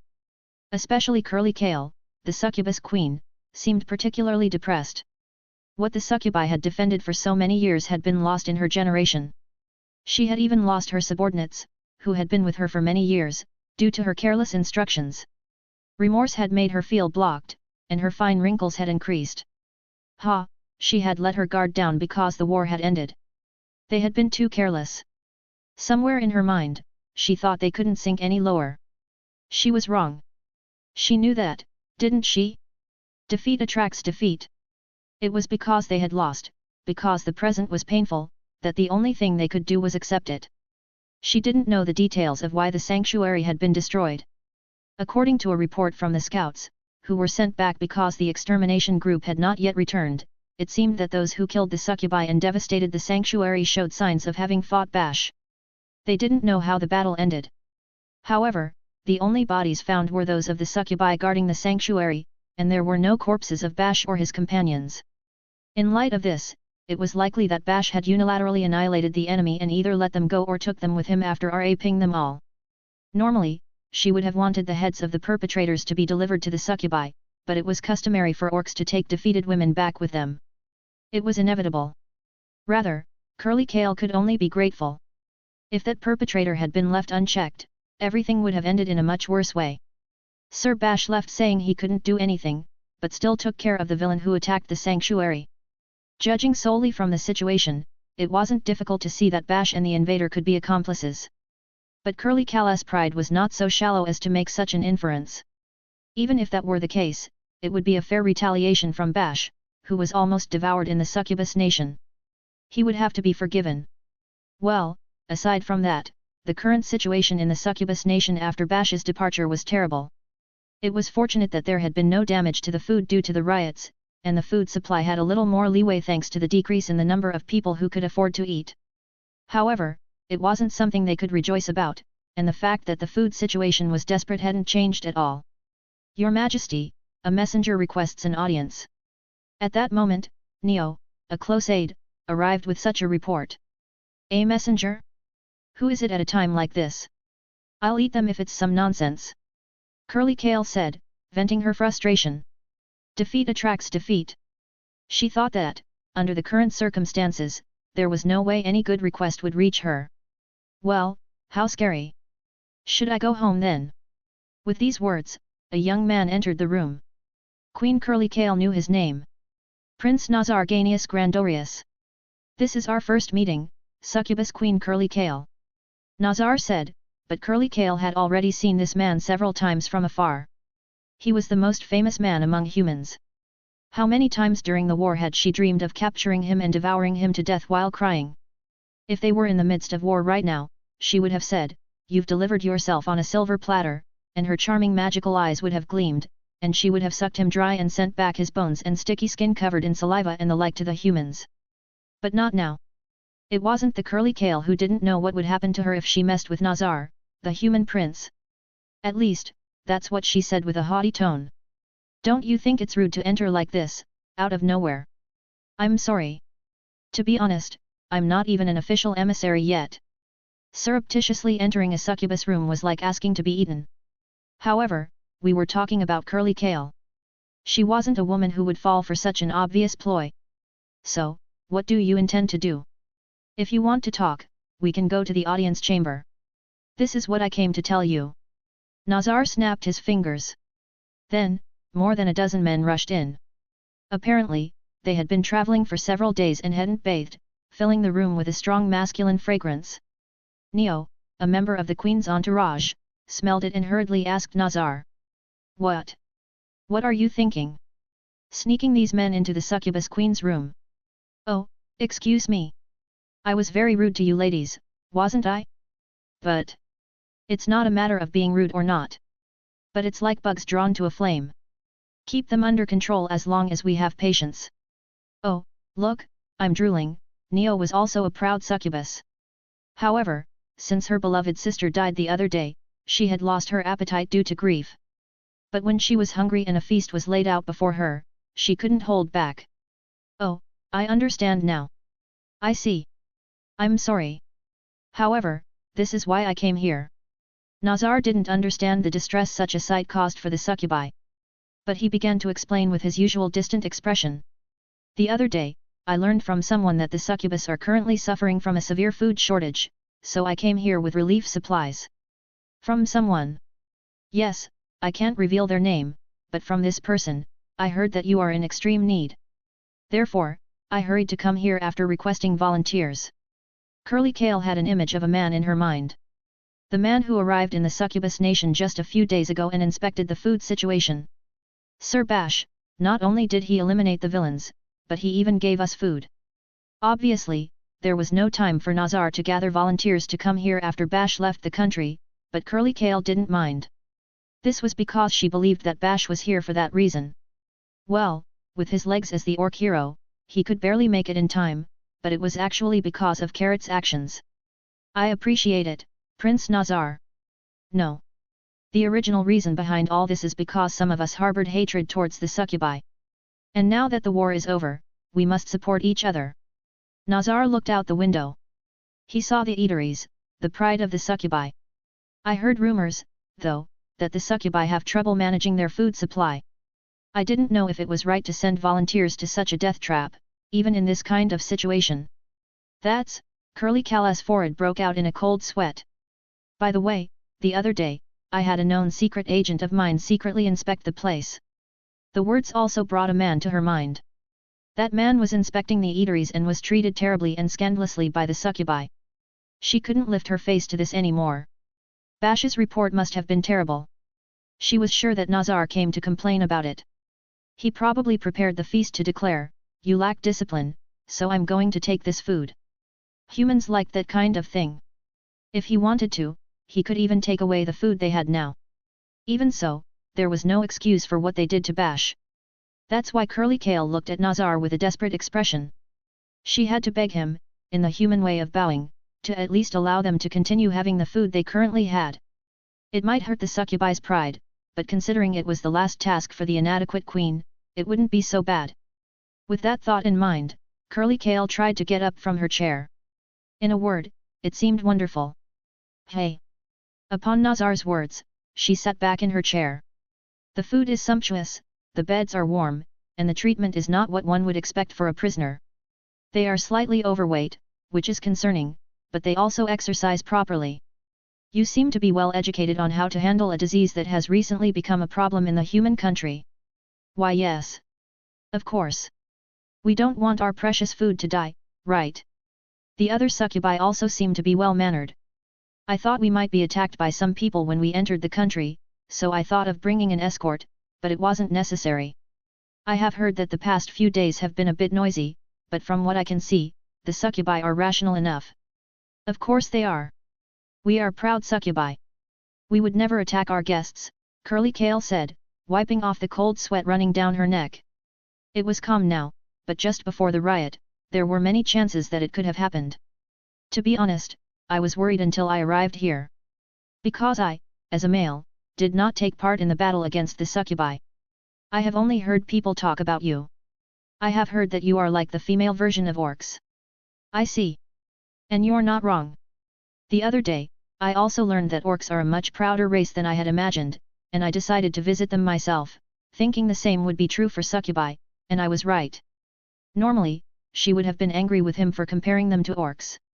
But the other day, not only did they try to eat their beloved orc hero, but he even saved them. How could she even contradict him? Today's succubi were no better than orcs. Even if we preach our pride, it doesn't mean that every last one of us will follow it. You're lucky, young man. If they had caught you on the way, they would have torn you apart, you know. That's what the guards are for. If those weak people have no pride, it won't be difficult to get rid of them. But I don't see that escort. If I show myself, I usually cause trouble, so I hide in a room and wear a mask as usual. Curly Kale nodded nonchalantly. It seemed he had learned the art of protecting himself properly, although she hadn't received any reports due to the recent conflicts. If that was the case, she looked at the men lined up behind Nazar. If they adhered to the current conversation, these men were. So, those children over there are the relief supplies. Yes. These 20 are the ones who volunteered to be food for the succubi. You mean, we can eat them without hesitation? Yes. However, they are volunteers, not condemned. Please promise me they will be treated accordingly. I don't know what you mean by accordingly. What kind of special treatment do they want? Upon hearing these words, one of the 20 stepped forward. A bald man with a face full of scars. His appearance was such that it was evident at first glance that he had lived through war. Furthermore, his facial features weren't very pleasing by human standards. On a scale of 1 to 10, he was the worst by far. But by succubi standards, he was a good lad who would serve well. I wish to have a succubus as a wife. But that special treatment couldn't be fulfilled. Curly Kale shook her head with a sad look. I'm sorry, but in our country, we can't marry a man and a woman like humans do. I appreciate your volunteering, but you'll have to deal with 10 people every day. And just so you know, succubi can't have human children. Then forgive my words. I'm happy just to have a lovely succubus who wants to kiss me. The man became ecstatic upon hearing the number 10. His eyes became bloodshot. Curly Kale didn't know why, but he seemed excited for some reason. That means, essentially, you want to be consumed like regular food, right? Is that how it would be? I've never been eaten, so I don't know. Wouldn't that be rude? No, not in my opinion. She thought that humans didn't like that kind of thing. That's what Curly Kale believed, but since these were humans who voluntarily offered themselves to be a food source for another species, they probably didn't have a normal sense of common courtesy. With your permission. The next man who caught her attention was a gloomy-looking man. In one word, his body odor was very strong. Among this group of people who didn't seem to have bathed in several days, his body odor was extraordinarily foul. His breath smelled as well. Of course, from a succubus's point of view, it was an appetizing scent. If you don't make a disgusted face during the process, well, if you can at least pretend, please have a happy expression. There's no way we'll make a disgusted face while you're feeding us, right? When they're eating you, I'm sure they'll be delighted and happy. Ah, really? Yes, that's how it will be. But yes, so, what you're saying is that you also want to be consumed like we do normally. Curly Kale had no idea why this man would suggest such a thing. She didn't know. She didn't know that there were many humans who lost their jobs and became bandits after the war, instead of getting married, or that they were forced to wander the world. And she didn't know that many of them were not taken seriously by human women. The ones who were there were all those who not only had not been given a chance, but had also been rejected by women from other countries. Then, one after another, the men spoke about their desires. Humans would say, wow, how bold, but the succubus would say, in short, you want to be consumed normally, right? So, you really came here to be our food, didn't you? Why yes. When everyone finished introducing themselves, the voice of the succubus queen was very low. Her eyes were also very intense. Succubi were natural enemies for men. No matter how strong they were, they couldn't even resist a low-class succubus just by being charmed. Men could only tremble when targeted by high-class succubi among them. Frankly, they were defeated by their sexual desires. They tried everything to marry one of the beast women on the occasion of the third princess's wedding, but no one paid them any attention, and after a long journey without money, they ended up becoming bandits. But when they thought they would soon be defeated and die, they received an invitation from Nazar. They didn't care if the succubi had problems or not. Before they died, they wanted to have a good time, even if it was with succubi. With that thought alone, they came to the succubus nation. In other words, they tried to treat succubi as if they were prostitutes. The succubus queen saw through their ill intentions. She thought about it and involuntarily straightened up. She could easily devour them to death right here and now. The queen straightened her posture. Then, She elegantly inclined her head in a human-like manner. Thank you for your help, humans. I, the humble succubus Queen Curly Kale, on behalf of all the hungry succubi, thank you. Curly Kale looked up and smiled softly. The men were astonished, but slowly their faces broke into a smile and they chuckled. After the war, rarely had a woman gifted them with a smile that wasn't fake, or even a smile at all. For them, Curly Kale's smile was too radiant. It was also too dazzling to see a woman dressed in such an erotic outfit sitting so comfortably. Once this audience is over, we will take you to your rooms. Please feel free to ask for anything from whoever is nearby. Neo, take these people to the eateries. Yes, ma'am. Upon Curly Kale's words, Neo left the room with the men. They now looked over their shoulder at the succubus's buttocks, but soon they would learn that being the food on a daily basis was much harder work than they had thought. But there was no doubt that they would be happy for a while. I am truly grateful, Prince Nazar, for gathering these 20 men as food at such short notice. No, I'm sorry it was so few. When I return home, I will put full support on the agenda. I hope you don't expect too much because it won't be easy there. I cannot thank you enough for just that feeling. Haha, it's a funny feeling to have a succubus speak to me so formally. Succubi only treat people so formally whom they truly respect. It's an honor. Nazar chuckled softly and said as if he suddenly remembered something. But there's someone else whom I would like you to be even more grateful to than me. And who would that be? I can't tell you their name, but let's just say he is a proud man. Oh. Curly Kale understood what Nazar was trying to say and broke the synthesis. Yes, of course. My succubi will assist him with all their might if he so desires. Curly Kale remembered the green orc who was in the country just a few days ago. She was certain that there has never been, nor will there ever be, an orc who has done so much for the succubi. Orcs were by nature a dirty and greedy race. But a single proud warrior could greatly increase their value as a race. Even if it puts the succubi in danger. The succubus sanctuary was destroyed.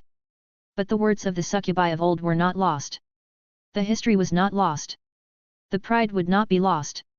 Thus, the name of the queen who rewarded the unparalleled hero would be engraved along with the stigma of the queen who allowed the sanctuary to be destroyed. Succubi always repay favors. Curly Kale laughed enchantingly. The Demon Nation. It was located beyond the Argardia Valley and 2 more mountains. Bash and his companion left the Succubus Nation, walked up the Argardia Valley after the flood subsided, and entered the country. Although they were entering illegally, they left a note at the border, so they thought they would be safe. A snowy field stretched before Bash and Zell. People called it the Lesser Snowfield. The Lesser Snowfield used to be an uninhabited area. Covered in snow most of the year, it was a barren land where no grass or trees grew. Shortly after Demon King Gadigas ascended to the throne, the demons established a fortress there. Neither humans, elves, nor even the demons under direct control knew the importance of it. What Gadigas, the Demon King, had in mind when he set his eyes on it was unknown. In any case, from a strategic standpoint, it was not a very significant base. It wasn't until after Gadigas' fall that the base became useful. After his death, the demons were in terrible condition. Under the strong attack from the 4 Races Alliance, the battlefront kept retreating, and eventually, even the capital fell. The demons were driven out of their former lands and fled to this place. There, the fortress built by Gadigas gained great importance. The fortress, blocked by canyons and mountains, was surprisingly strong in defense and had no reason to be aggressively attacked since it lacked strategic value. The terrain was not conducive to an offensive. The leaders of the 4 races believed they couldn't do anything if they prepared their army at the only bridge over the Argadia Valley. In fact, the demons no longer had the power to push back the front.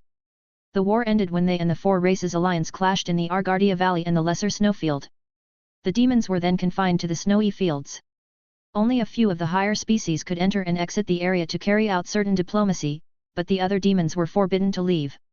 The only point of entry and exit was a single bridge over the Argadia Valley. The 4 races had built a fortress there, guarded by an elite force, and anyone who wished to enter or leave the land was subject to strict control. The demons were as isolated as the succubi, if not more so. Nowadays, few people visited the demons. But Bash and Zell were doing so now, 2 veteran warriors. Damn, there's nothing here. And it's too cold. Really? For a fairy like me, called a flying petal, this cold is poison to the body. Flowers are sensitive to the cold. Flowers bloom only with warm sun and soil. And when the time comes, they fly to the sky with the wind. Zell wasn't flying around, which was unusual for her. She was wrapped in the skin of a beast they had hunted along the way, trembling on Bash's shoulder. On the contrary, she was coiled around Bash's neck, planning to absorb all his warmth. "Ugh, your neck is so warm, mister."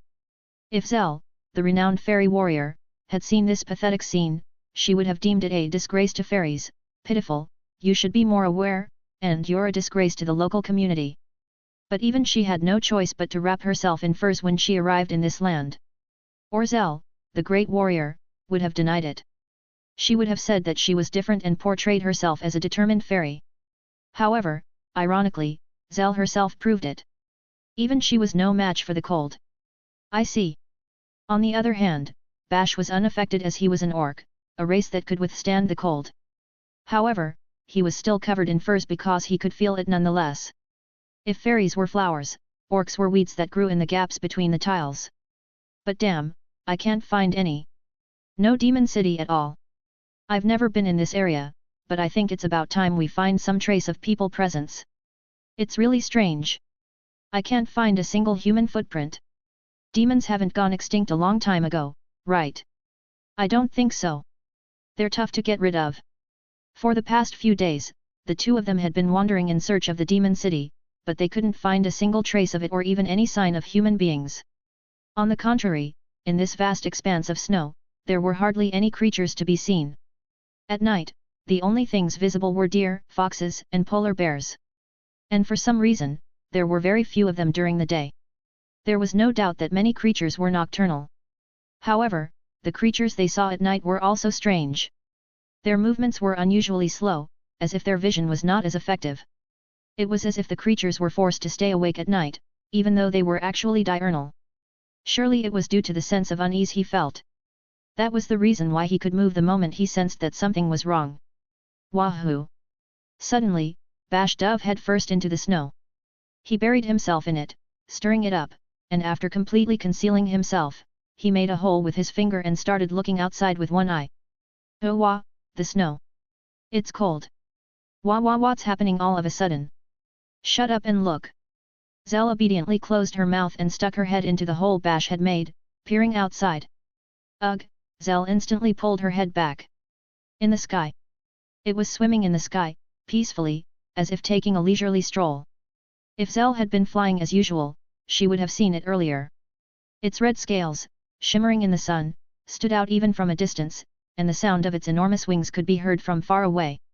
Its appearance, which didn't hide any part of its being and even showcased its majesty, demonstrated that it had no natural enemies. It's a DD dragon.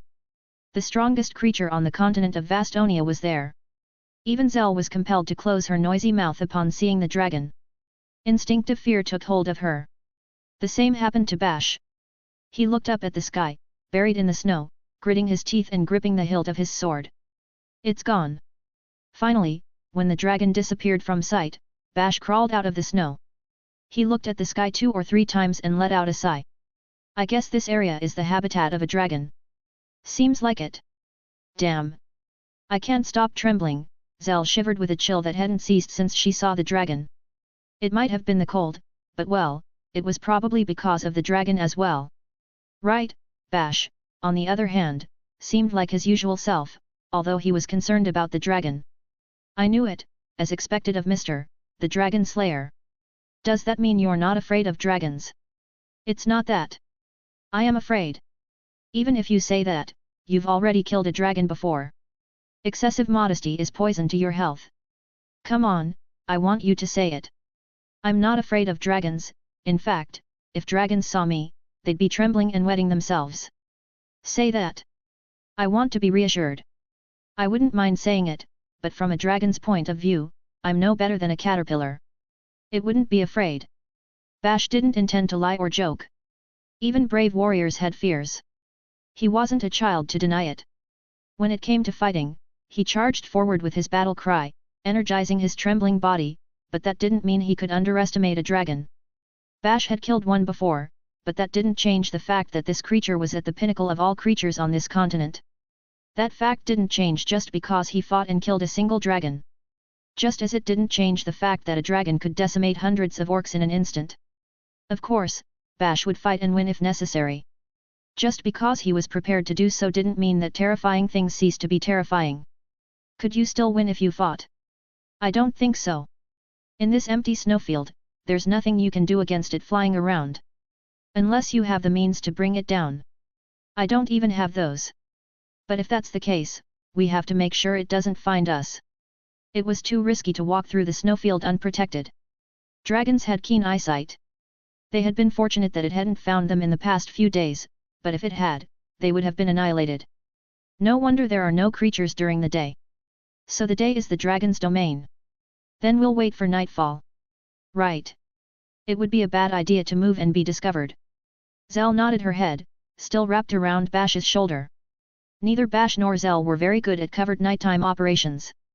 However, it was a fact of life that even if you weren't good at it, you still had to do it.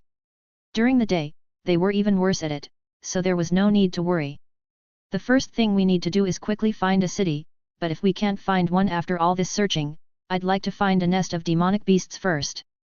I think the ones around here will have nests in suitable places to hide from the dragon, so I'd like to use that as a base and explore the surroundings.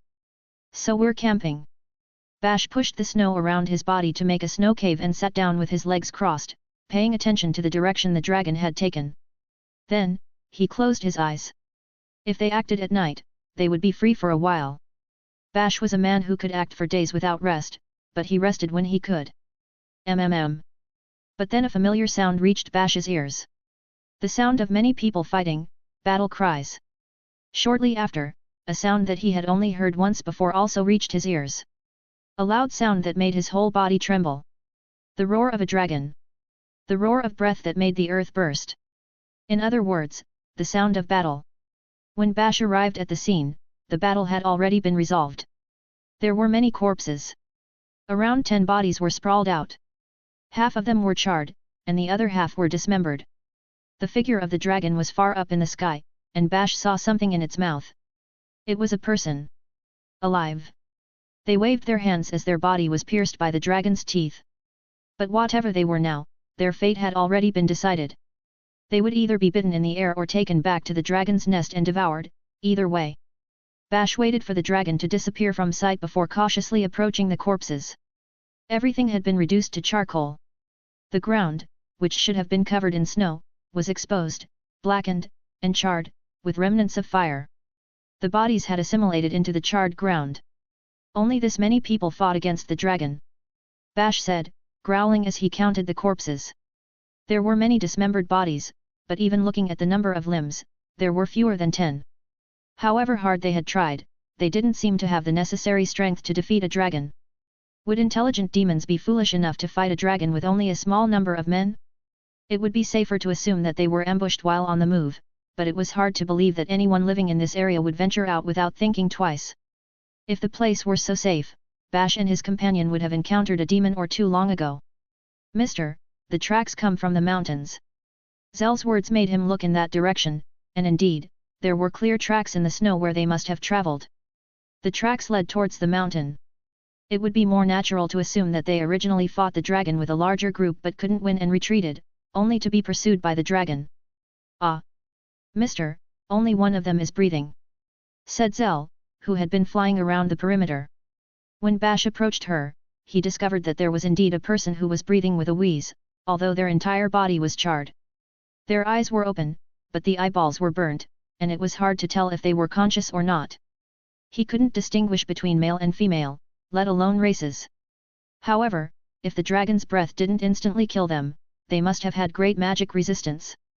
If that were the case, they must be a demon or an elf. Although no elf would come this far. They must be a high-ranking demon. In any case, Bash looked at Zell and told her, help them. Roger. Zell sprinkled her powder. The powder, whiter than snow but occasionally tinged with gold, was sold at a pretty insane price and was thrown in substantial amounts. However, the injuries were quite serious. As fairy-like as the powder was, it was not an instant cure, so the charred surface skin began to peel off in shreds. As expected, the whole body was charred. However, deep down, undoubtedly, new skin would have been created. Can they be saved? I don't know. If it's a demon, well, they have a strong vitality and will probably survive somehow. If they survived, the burns would eventually disappear, and their skin would return to normal within a week. However, it was also possible that they would die before their skin could regenerate. Fairy dust didn't cure corpses.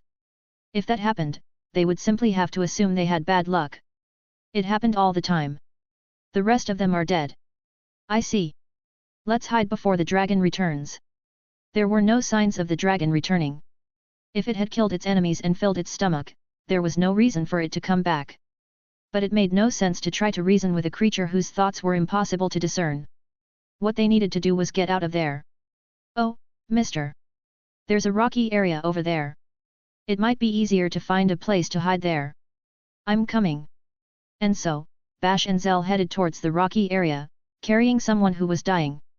Bash and his companion found a rocky place to hide from the dragon and killed one of the demonic beasts that lived there in a cave. And there they waited for the night to pass. The entrance to the cave, with its thick icicles, was visible from the ground but not from the sky. After all, the demonic beasts lived in this hole. Just like orcs and fairies, demonic creatures equally feared dragons.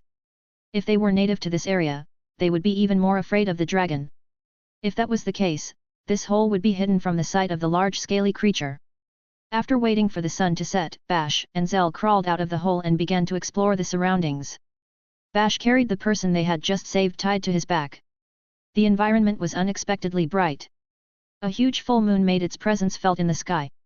Its light reflected off the snow and faintly shone on their feet. Orcs were not a race with good night vision, but his eyes were accustomed to the darkness of the cave. Additionally, there was a nearby light source, the fairy, so they could see their surroundings well enough. If there were too much light, waiting for the night would have been futile, but dragons were not nocturnal. So, it was enough.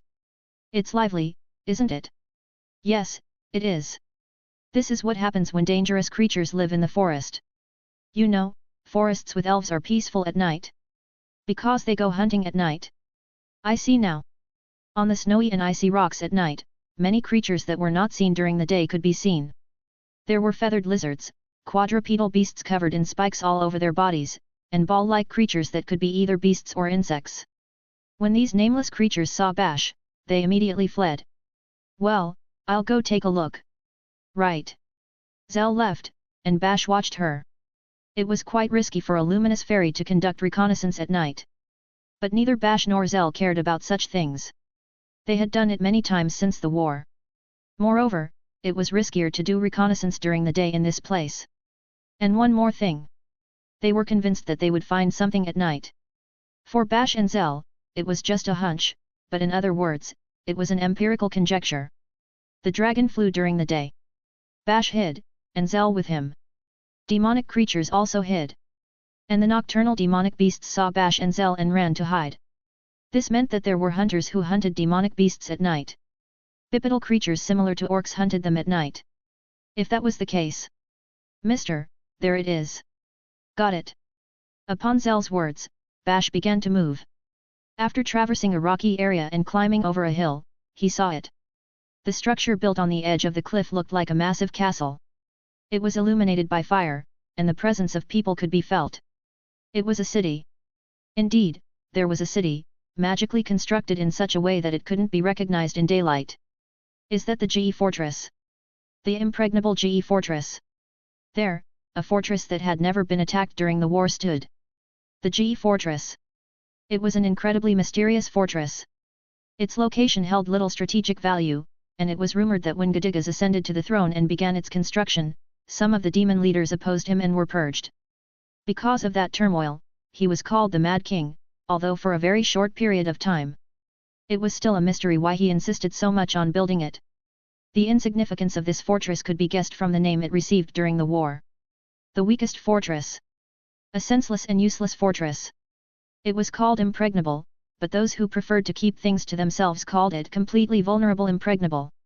It was a fortress that even orcs often mocked. It is more solidly constructed than one would expect. Hence, Bash also assumed it would be weaker, but it was, by all means, a fortress comparable in construction to the other demon fortresses. It was a fortress built along the slope of a mountain, with 3 tall and thick defensive walls and a discreet entrance. The walls were reinforced with black rock and black steel, and they glowed faintly, as if by some kind of magic. Bash didn't know much about magic, but he had seen walls with similar protective magic before. It had nullified the massive siege magic of the elves and repelled battering rams like logs thrown by dwarven siege weapons. The fortifications he had seen then were only partially enchanted, but those of the Ge fortress seemed to be completely covered by it. One could say it was the most solidly constructed fortress Bash had ever seen. Halt! At the entrance of the fortress, there were two demons. Lesser demons with brown skin. Unfortunately, male demons. A checkpoint. For Bash, he always had to pass through one to enter countries, and it seemed no different in the demon nation. Orc. I knew you would come here. But what are you doing here alone? He knew it. The words I knew momentarily puzzled Bash. But this was always the case with demons. They claimed to know what other races were going to do and where they were going, and then they mocked them. Some orcs firmly believed that demons did have the ability of precognition. Though they laughed at them, saying that if they had such an ability, they wouldn't have lost the war. Boss, there's also a fairy.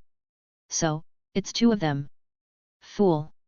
I already told you not to count fairies as people. Ha ha ha. If that's the case, then wouldn't they be two animals?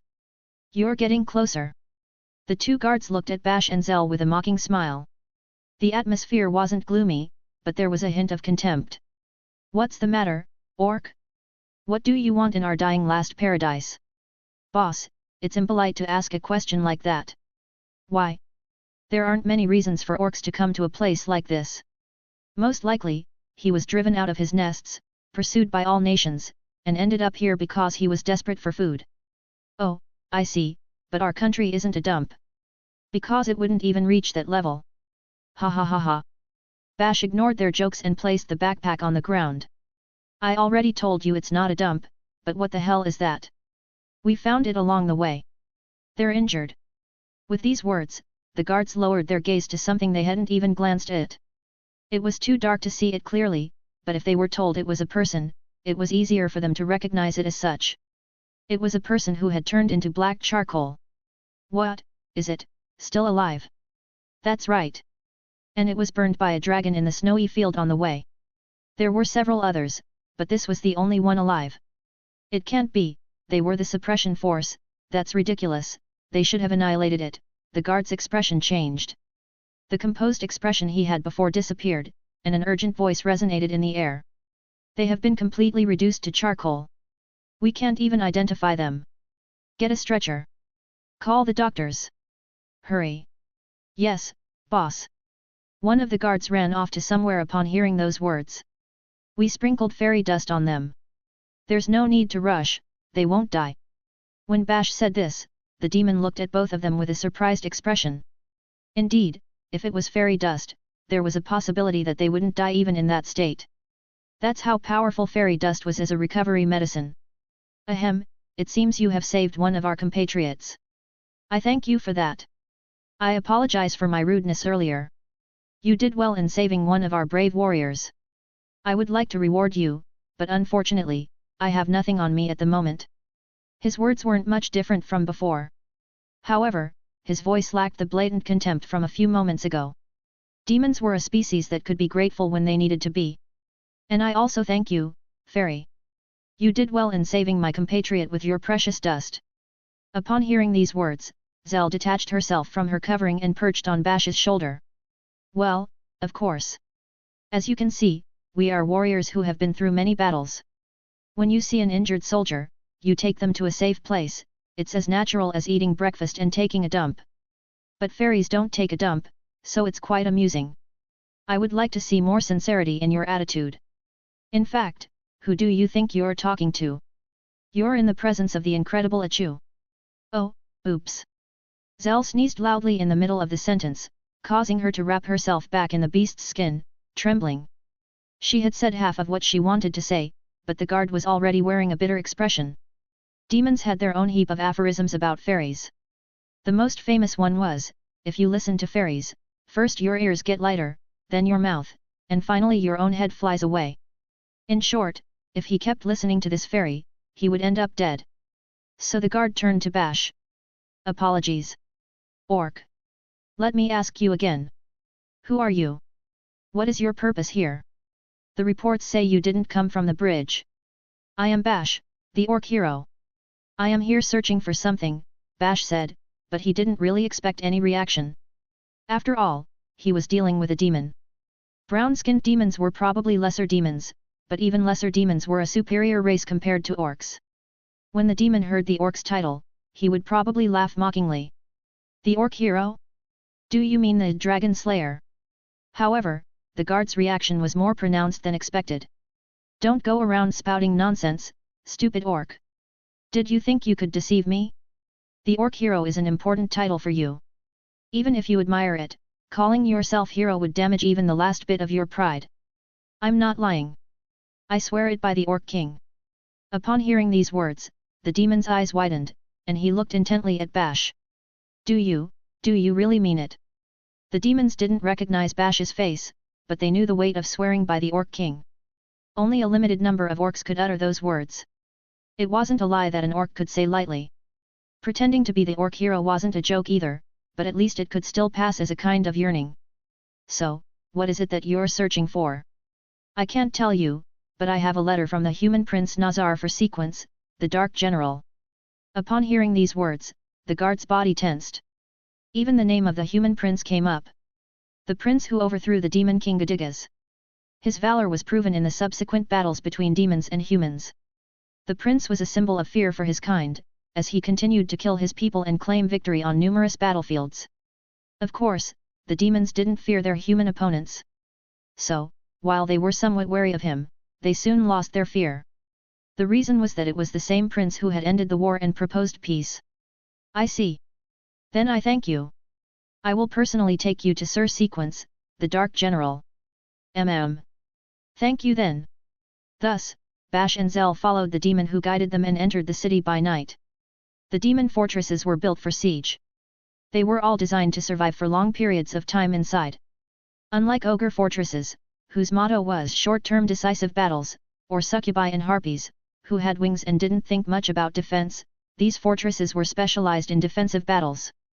Humans, who built similar fortresses, would say that it was natural because that's how a fortress should be, but nonetheless, the fortresses built by the Seven Races Federation had their own characteristics, and the Demon's Fortress was notable for its defense. I've heard rumors too, but it's just an ordinary fortress, right? Why did Gadigas build it here? Maybe he planned to turn it into the demon capital after the war ended. Who knows? But there are houses. Maybe he intended to live here. Inside the GE fortress, there were rows of stone houses. Of course, this was normal for a demon fortress. The buildings were arranged in a staggered manner, and the space between them was extremely narrow. Barricades could be built there to create a simple maze and easily slow down the enemy's advance. The buildings could serve as obstacles for the enemy's advance too, but it was better to use the houses than just build walls. That's why the demon fortress could be called a city. Bash had visited them several times and remembered them as advanced, vibrant places full of life, making it hard to believe he was inside one now. But this GE fortress was neither full of life nor vibrant. The houses were mostly dark and quiet in the evening, although there were some lights. Though there were signs of people inside the houses, hardly anyone was outside. Even those who passed by occasionally walked with hoods on to hide their faces. The city was dark and the air was stagnant. Although unlike the succubus nation, there was no sense of imminent doom. But there was something immobile, like mud, and a feeling of resignation mixed with sighs. Suddenly, a woman passed by Bash and the others. A woman with blue skin and horns on the sides of her head. Her eyes were sharp, and her posture was not bad. Even through her winter clothing, her body was clearly visible and voluptuous. What caught his attention the most was her indescribable aroma, characteristic of demons. For demons, the scent was nothing out of the ordinary, but for orcs, it was the fragrance of a high-quality flower. The woman snorted. She glanced at Bash, looked away, and walked past him. Bash stopped and looked back at her. The woman also glanced back at him but quickly turned her face away and walked away. Look at that! And she didn't even say anything. That's right. It was unexpected. If it had been during the war, crossing paths with a demon woman like he just did would have earned him a scolding, saying, "Disgusting orc, stay away from me," or sarcastically saying, "Why is someone from such a humble race like you here? Who told you that you can look at me?" If she had been in a bad mood, she might have even sent him flying using magic. Or in Zell's case, she might have torn her limb from limb. Some demons treated fairies like vermin. That's how the demon race was. Noble and arrogant. Highborn and pompous. When they saw someone from a race they deemed inferior, they couldn't help but abuse them. That's just how they were. They walked away without saying a word. Or if you called out to them, they might stop and turn around. But you could be sure that their response wouldn't be the gentlest. This might be what Nazar was referring to. This is very promising. What Nazar said. He said that even high-ranking demons would listen to the orc hero. They had been skeptical, but when he saw the demon woman pass by without cursing him, he felt that he could believe him. Of course, her not cursing him didn't mean she had smiled at him. Is something wrong? No, it's just that I didn't expect her to stay silent. Demons are no longer as arrogant. We understand our situation. The guard said grumpily and continued walking. Bash interpreted that as meaning even demons wouldn't be rude to the orc hero and thanked Nazar. Indeed, the prince was right. With this, there might be a chance for him to get a demon woman as his wife. The possibility might be slim, but it was no longer zero. And if the chances of winning were no longer zero, then they should fight. Because Bash was a proud orc warrior. It's no wonder they lost the war. After all, it was the humans who were to be feared. Their ability to assess a situation was nothing short of impressive. Such sentiments were harbored within his words. What? Upon hearing Bash's words, the guard gritted his teeth and looked at him. Are you mocking us? I'm not. That's right. There's no way Mr. could mock demons. No matter how sarcastically and self-deprecatingly you treat each other, as an orc, there's no way Mr. Bash would mock in such subtle ways. It's impossible. Not in a million years. Fairies, maybe, but if an orc mocks someone, it's not done so indirectly. It would be more direct.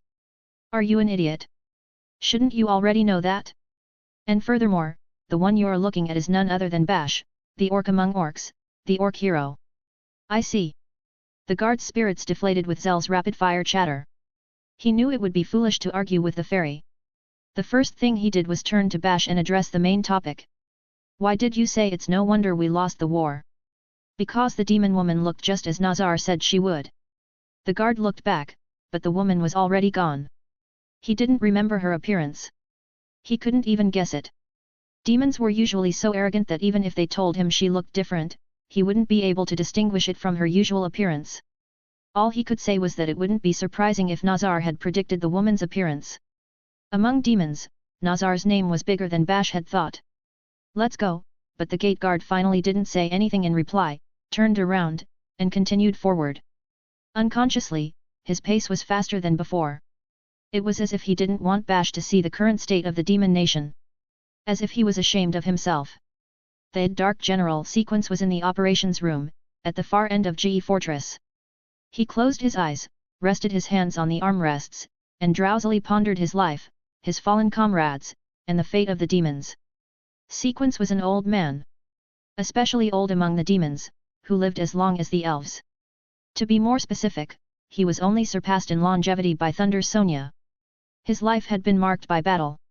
Starting as a young man who knew nothing, going through the era of resourceful General Sequence, witnessing the rise of Demon King Gadigas, receiving the title of Dark General for his achievements on numerous battlefields, leading the retreat in the defeat of the Lemium Highlands, and continuing to fight without dying, even though he had lost every battle since then. How many years had passed since they told him he was too old, that he could no longer fight, and that it was time to make way for the next generation. Sequence stayed on the front lines and continued to live. His comrades died one after another. He had many wives, but they all died. He also had many daughters, but only one remained. After the war, he had 3 left, but one died in the chaos of the post-war period, another left the country, and just yesterday, he received news that the other one was likely dead. The one remaining might also be dead, as nothing was known about her. His family had disappeared. In contrast, Sequence had no strength or time left. He could only use the little brain power he had left in this operations room. They would gather every few days to contemplate the future of the demons, for which no solution was in sight. Isn't it ironic? That's what Sequence thought. When Gadigas said he was going to build a fortress here, Sequence was the one who opposed it the most. What was the point of building a fortress in a place like this? He told him that he was wasting their limited resources. He didn't regret his opposition to Gadigas at the time, and he didn't believe he was wrong in anything he had said. But without the fortress here, the surviving demons would have been lost in their escape and would have been annihilated. Yes, it was also Sequence who decided for them to flee to this fortress at the moment of their defeat. He thought that there would be no pursuit here, and even if there were, they would be able to endure it. Gadigas didn't build this fortress with that in mind. Sequence knew that. That's why it seemed ironic to him. He had always said it was unnecessary, but now he had to rely on this fortress more than any of the demons. And yet, to this day, Sequence still wondered, where would the demons' future be? It had been 3 years since the war ended. No, it had already been 4. The demons had been trapped in this land for 4 years. The snowy fields had more animals than one would imagine, so they didn't have problems with food. They weren't abundant by any means, but it saved them from starvation, although there were a few who died of hunger. If they could survive, they could manage here. If it weren't for it. The champion of the skies. The most powerful creature on the continent, a dragon. This area was its territory. Therefore, the demons couldn't venture out during the day and had to remain in their fortress without lights and without protection. At night, they crawled like rats in search of food to survive.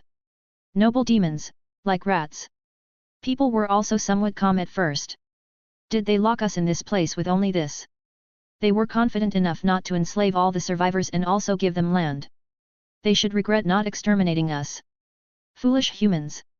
They let their guard down with victory in sight. Some even looked down on the winners. In any case, Sequence was also one of them. It's not that he underestimated humans, but he thought it would be possible to recover from this. Demon bodies were strong and resistant to the cold, they could go several days without eating, and their magical abilities were among the best of all races. As a superior race, they were capable of thriving in this deadly snowy field. After cultivating the land for about a decade, raising livestock, and working to increase their strength, it would be possible to fill the snowfields with demons. But then there was the dragon. Dragons were undoubtedly the most powerful creatures. They were not opponents that could be defeated with half-hearted efforts. That was the common understanding of all creatures in the continent of Vastonia. However, in the Lemium Highlands, a dragon had been defeated. When the dragon appeared in the Lemium Highlands, its majesty and overwhelming firepower terrified them. Everyone looked up in awe, saying, "What are we going to do about that thing?" However, once it was defeated, they could say that it was a trivial opponent. It even seemed weaker than they had expected. After forcing it to descend to the surface, a lone orc warrior delivered the final blow. Orcs were a race far inferior to demons. If an orc could do it, there was no reason they couldn't. They weren't as strong as they were in the Battle of the Lemium Highlands, and there would be casualties. But they would defeat it, and this snowfield would be theirs. That was the decision of the demons. Only after organizing an attack force and launching a battle against the dragon they did realize their arrogance. In the first battle, the attack force was annihilated. The commander was Lymandia, one of Sequence's daughters. Furthermore, the dragon took an unexpected action. It flew towards Ge Fortress and retaliated. It was hell. The dragon's fire breath easily pierced through the magical barrier and turned the once powerful demons into charcoal in an instant. The demon's magic rarely reached the dragon, and when it did, it was repelled by its scales. Fortunately, the fortress was sturdy. Due to its location on a cliff, the dragon couldn't descend to the surface, and the barriers surrounding it prevented the fire breath from consuming it completely. But perhaps because of that, the dragon wasn't satisfied. Every few days, it would fly to the Ge Fortress and unleash its breath from the air. So the demons established an isolation barrier around the fortress, making it invisible to the dragon. However, the massive creature still came. Although it couldn't see them, it must have remembered where they were and randomly attacked them with its breath. Yes, they were invisible, but nothing more. If the dragon found them walking outside the fortress, it would pounce on them and devour them as if it were natural. Therefore, the demons could no longer leave the fortress during the day. In fact, fear made them wear hoods and remain silent to avoid being seen or heard, even within the fortress. Although the dragons didn't attack at night, perhaps because they weren't nocturnal, it was enough to instill terror in them. This series of attacks broke the demons. They knew they couldn't win against the dragon. And now I am here, thinking about what we should do. There wasn't a day when Sequence wasn't worried. How could demons escape this state and see the light of day? That was the question he asked himself every day. And he couldn't find an answer. Everyone hoped that at the very least, the dragon would lose interest someday. But they couldn't come up with any effective measures to deal with it themselves. Therefore, most of the demons had already given up. Trapped amidst all this snow and ice, they would perish. And he didn't know what else to do. Sequence was said to be the smartest general among the demons and had found answers on every battlefield. But even he, who had received the title of Dark General, didn't know what to do. What was the answer? All he could do was worry. Today, just like any other day, he sat in his chair, his body covered in frost, and remained motionless. "Excuse me. Your Excellency, there's a guest for you." But that day seemed different. A soldier stood at the entrance of the operations room. Sequence remembered his presence. He was a young man who had recently become a soldier. "A guest? Who is it? I told them to come at the meeting time." "Yes, but they are from outside the country." Upon hearing the words outside the country, Sequence finally opened one of his eyes. He glanced at the soldier at the entrance. Then he looked at the person standing beside him and widened his eyes. "It's you." 4 eyes to the left and right, and 4 eyes aligned in front of him. He looked at the man with his eyes wide open. An orc. Just a green orc. One among the many. They were a common sight on the battlefield, dying like cannon fodder. There were a few good warriors among them, but even so, they were merely expendable units that could be counted in numbers. Due to this perception, Sequence couldn't distinguish the orcs. And when one of his colleagues told him that one of these orcs had guts, he chuckled. But as soon as he saw him, he got goosebumps. He felt a shiver run down his spine. He had only seen this man once. But he would never forget him. There were no 2 orcs like him. Sequence barely remembered the name of the orc, but he was sure he would never forget him. "It's you, Bash. It's been a while." Sequence involuntarily stood up. It had been weeks since he last stood. Sequence's hips and legs made a cracking sound, and the frost clinging to his body scattered onto the floor. Bash. The Green Orc was a warrior who had been notably active before and after the decisive battle in the Lemium Highlands. He was also the only person to whom Sequence's friend, the strong blade General Netherhanks, gifted his own sword while still alive. After Gadiga's death, the battle continued to be lost, but only the successes of this orc were known. He destroyed several positions where commanders were located in fierce human assaults, defeated the great elven archmage, and saved the succubi in a desperate situation. He was also the man who was present in Gadiga's final moments. And he was the man who slaughtered the hero Leto. Sequence would never forget when this man came to his side with Gadiga's corpse. He didn't even want to remember the despair he felt at that moment. But there was one more thing that Sequence knew. Bash had 2 titles. This orc had many nicknames, especially among the demons. The Dragon Decapitator. The Dragon Slayer. Bash defeated the dragon in the decisive battle of the Lemium Highlands. He defeated a dragon. Now, this was exactly the kind of person the demons had been searching for. With this orc, the dragon that had terrorized them. But Sequence wouldn't easily reveal his emotions. He understood that the orc before him couldn't have appeared for such a convenient reason, nor was it a time when he could turn him into a pawn on his chessboard. "Why, are you here?" Sequence calmly posed the question. If you thought about it calmly, there was no way Bash, the orc hero, would have come here. Orcs, like demons, should be in a position where their heads were held by the 4 races alliance. Why would a national hero like him leave his country and come to a place like this? "I received a letter from Nazar, the human prince." Upon hearing this, Sequence closed 4 of his eyes. He inwardly nodded. It was impossible for orcs to come here on their own. The question was what the contents of the letter were. "Let me see it." The paper that Bash pulled out of his pocket was a testament to the harshness of the journey.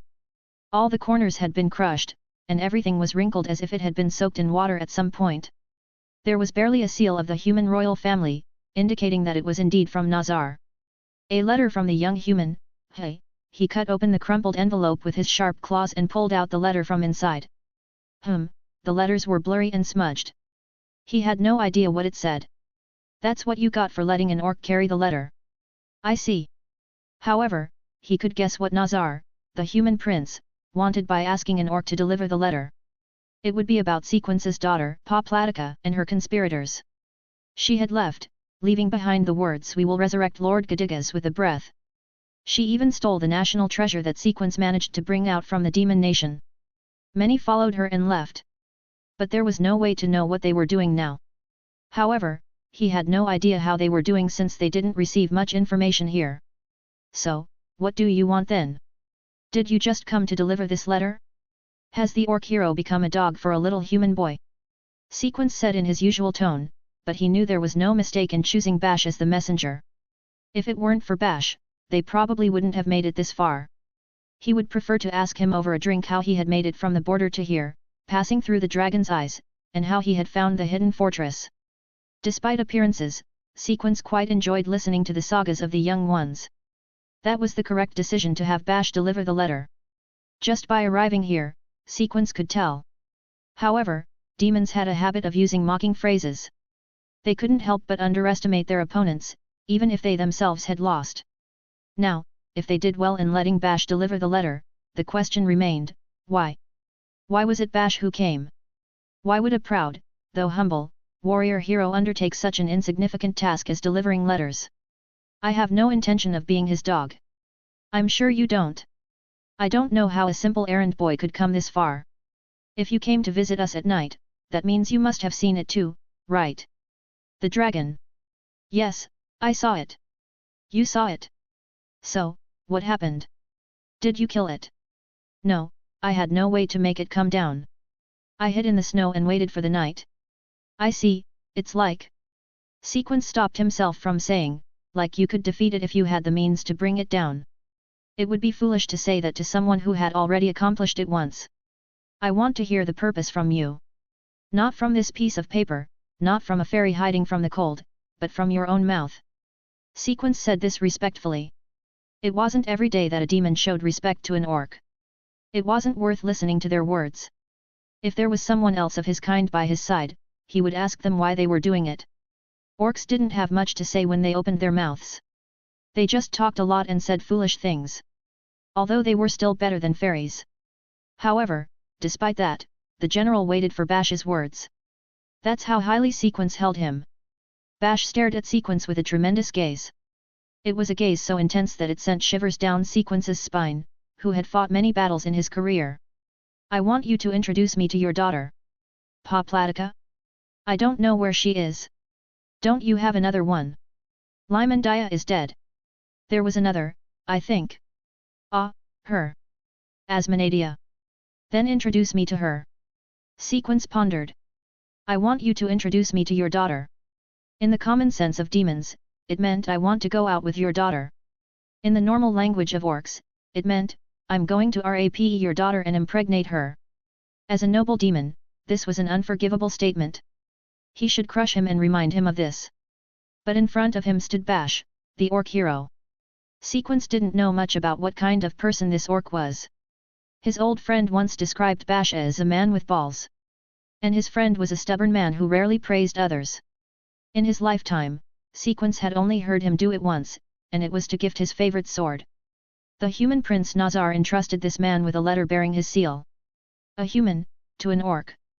Certainly, Bash would be the best bearer, but there were probably others who were better.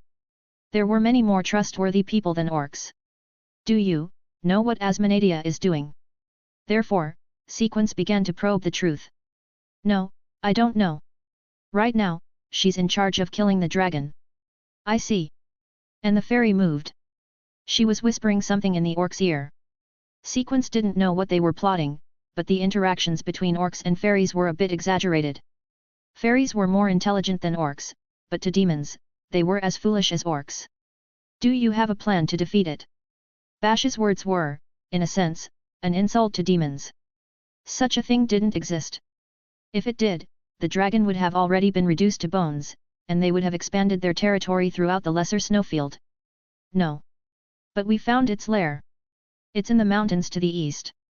So, whether it's in the sky or if it has come down to walk on the ground, we have a chance. That's true. In short. If it had been an unknown orc, Sequence would have been irritated. Don't agree so easily. It won't be such an easy opponent. It won't be easy, but you already killed one once. That's right. But the orc in front of him was a man who was well aware of that. He was the only man in the world who could boldly say, "I have slain a dragon crawling on the ground." He was a man who could tell such a hilarious story. Well, one could say that this hilarious story had led the demons to almost their demise, but it was hard to say that noble demons, who were cornered, couldn't do the same as an orc. My daughter left many days ago with a group of young people, saying that if there was a precedent, she could do it too. Are you saying they are now in the dragon's lair? Perhaps.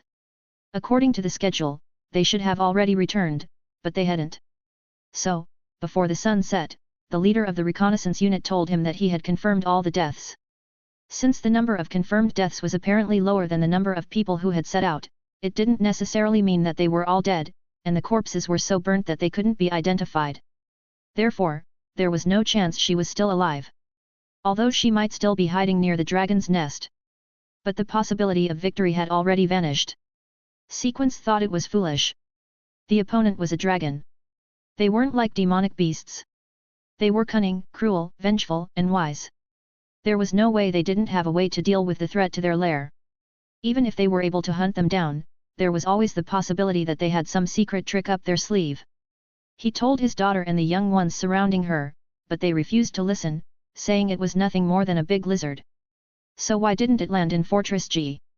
Why did it only breathe its fire from the sky? Because if it landed on the ground, it wouldn't be able to defeat us, they boldly claimed. The result would be its complete annihilation. She's so foolish that I can't believe she's my daughter. If you're fine with a girl like that, I'll introduce her to you. So, do you want to marry her? Are you sure? Is it okay? You'll have my blessing. If she's still alive. The wife of an orc. For demons, it was an unforgivable existence. For a noble demon to become the wife of a foolish orc, to be collared, to walk naked and bear their children, and to be treated like a dog, it went against the honor and pride of a demon. If such a thing were to happen, the entire demon army would go to destroy the orcs. But it was also unacceptable for a brilliant noble demon to misjudge the enemy's strength and drag not only themselves but also their men into a battle they couldn't win and let them die. In the old days, honor would have taken priority. Yes, in times of war, no matter how foolish the girl was, she wouldn't have been handed over to the orcs. But honor was only important in prosperous times. It was useless for today's demons, who were fighting against their extinction. His daughter wasted a tiger cub called human resources, which they had to avoid losing if they wanted to fight against extinction, even if only a little.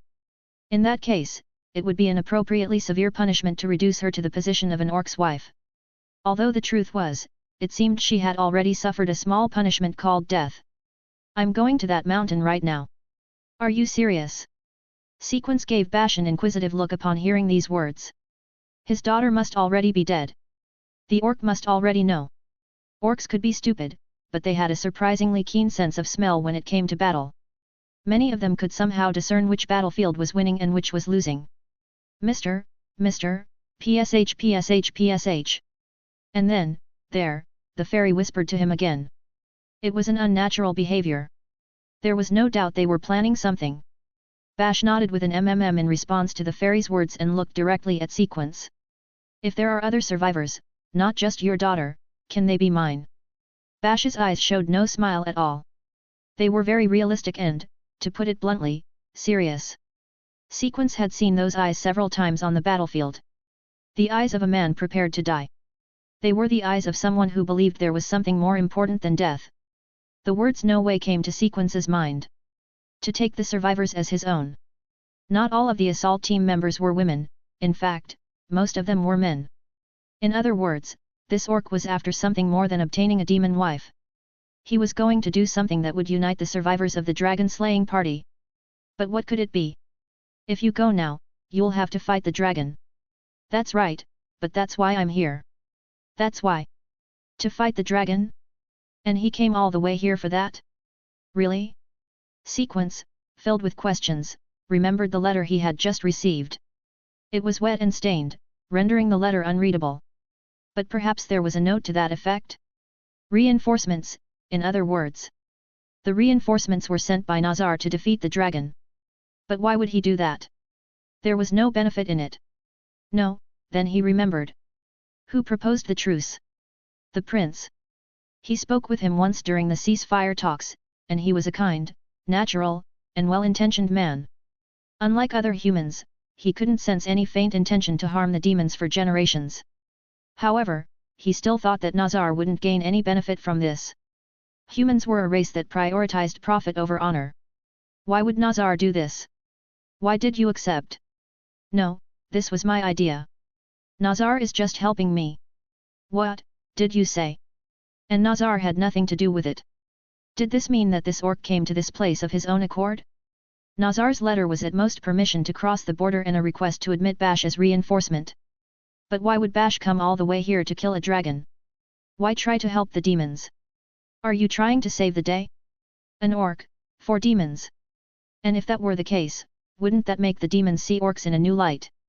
Was he doing it so that the demons would think better of him? That was nonsense.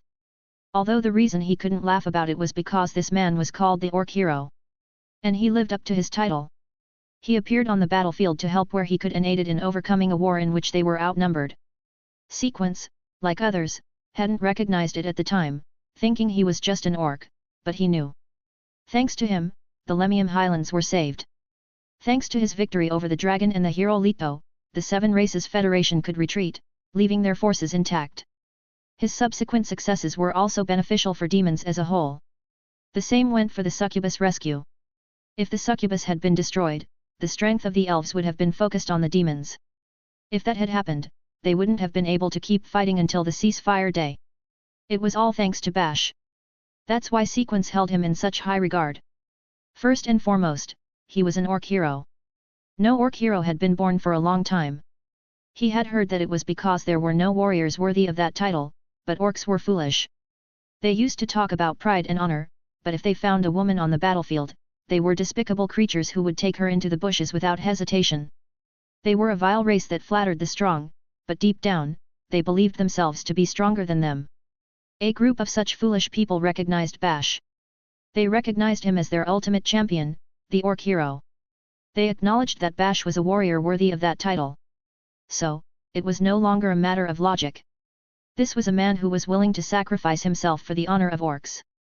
What more plausible reason could there be for him to want the demons to reconsider how they viewed orcs?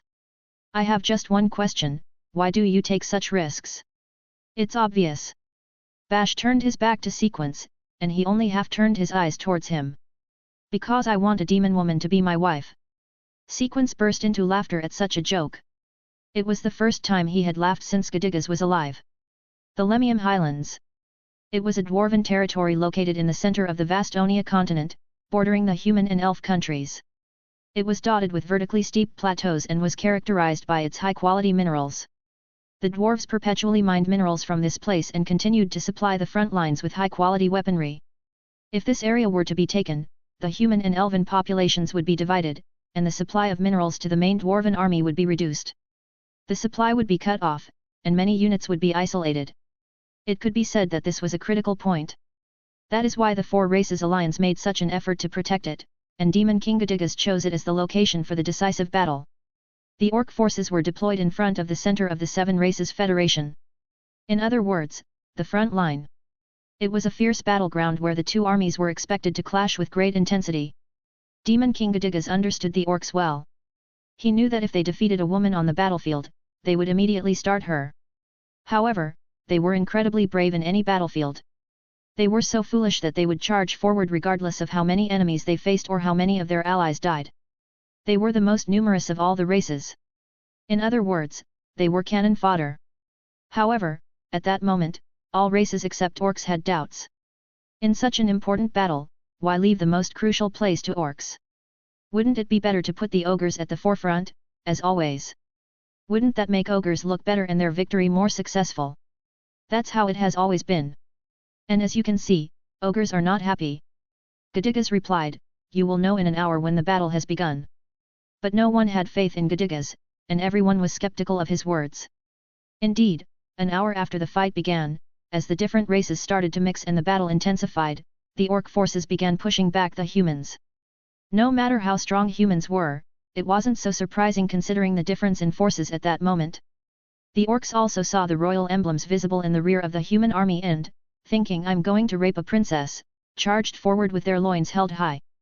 Their momentum was so great that it seemed only a matter of time before the humans would step aside. However, ogres were not pleased. If orcs could do it, ogres could too. In fact, if they had been ogres, it would have taken less than an hour. No, they might have pushed back half of the vulnerable human army in the first encounter. It wasn't just the ogres. The other races thought the same. Then the creature appeared, a dragon. Hell broke loose. In just a few minutes, half of the orcs were wiped out. Even those lucky enough to avoid its fiery breath found themselves surrounded by fire, with nowhere to run, and human magic flying towards them one after another. Before their eyes unfolded a hellish scene. Faced with such hell, the generals involuntarily looked at Gedigas. His expression did not change for a single moment, he had anticipated this development. Therefore, as soon as the dragon had breathed its fire several times from the air, annihilating hundreds of orcs, there was movement within the demon army. A massive magic circle appeared above them, and countless magical spears shot out. These were extremely powerful spears for siege battles, such as those used to bring down human fortresses and elven magical barriers. Like a guiding device, the spears fell upon the dragon, bringing down its enormous body to the ground. Then, as if flowing in a stream, the next movement occurred. It rained heavily, extinguishing the fires on the battlefield. As if they had been waiting for it. And so, the dragon fell to the ground. Not only orcs but also ogre and other races crowded in the midst of the position of the Seven Races Federation. Then, as a rear guard, an army of ogres leaped towards the giant beast. The leaders praised Gedigas, as expected from Master Gedigas. Using orcs as bait was brilliant. But that's when the real hell began. The dragon fell to the ground and went into a frenzy, ravaging everything. It had lost its wings and realized it couldn't escape. And no one was a match for such a monster. Not only ogres but also orcs remaining on the battlefield, succubi, lizardmen, and harpies who had come to the battlefield as reinforcements, were torn apart without even a scratch on its scales. Whether Gedigas had foreseen this situation or not was uncertain. Unknown to those on the front line, a reconnaissance unit from the main demon camp was attacked at the same time, communications were cut off, and the chain of command was temporarily paralyzed. It was an attempt at sabotage by beastmen to increase the success rate of Nazar and his unit's operation. Later, Gedigas was attacked by the human prince and his men, but let's set that aside for now. Meanwhile, the dragon began heading towards the human positions. It tried to escape.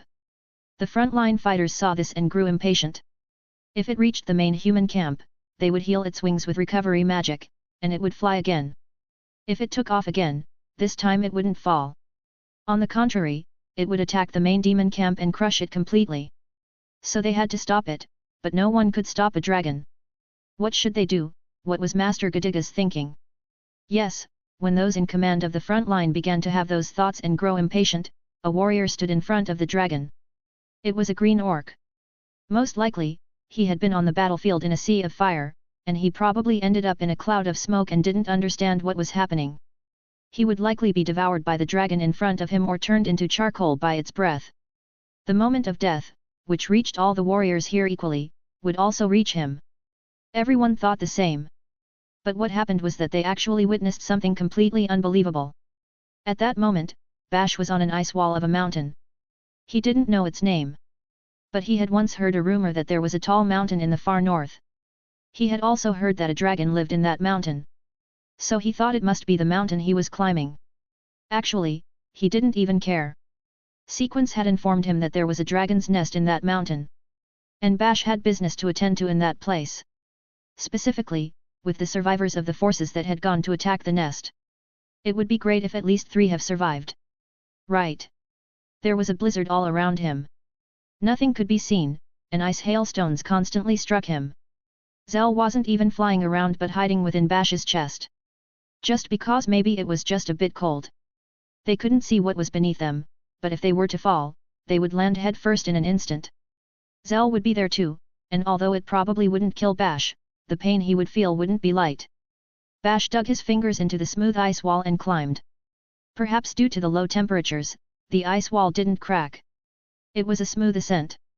But I have to admit, I never thought you would get such a good response. That's true. The encounter with Sequence was perfect. At first, the general, like any demon, looked at him with suspicion, but as soon as he showed Nazar's letter, his attitude changed, and he immediately offered his daughter. In fact, he even offered to give the other demon women under his daughter's command. I thought he would say something like, "If you want my daughter, go kill the dragon." I wouldn't have minded, as long as he told me where the nest is. That's the spirit, mister. I expected nothing less. I missed your performance in the Lemium Highlands. Damn, I wish I had seen it. I wish I had seen you tear that dragon apart and then throw its body around. Although, knowing you, mister, I'm sure you finished it off in one blow. No. It was actually a fight to the death. You could have died. I was knocked out as soon as the dragon appeared. Bash wasn't accustomed to sharing anecdotes about himself. When an orc boasted, it was because he had to include a story about the woman he raped as dessert. 50 points for a fight anecdote and 50 points for a woman rape anecdote. The total score for both was 100 points. That's how the scoring worked. That was an orc bragging. Bash's story could only earn him 50 points no matter how hard he tried. But not when it came to this battle against the dragon. An orc who faced a dragon and defeated it. It was an anecdote about a dragon slayer. Even though he was an orc, the score for the story would be so high that even if the woman part was completely omitted, it would still earn him 100 points. After all, in the history of the vast Onia continent, the number of people who had killed dragons could be counted on one hand. More than half of those dragon slayers were fairy tales. Even the other half of the stories were difficult to determine if they really happened or not.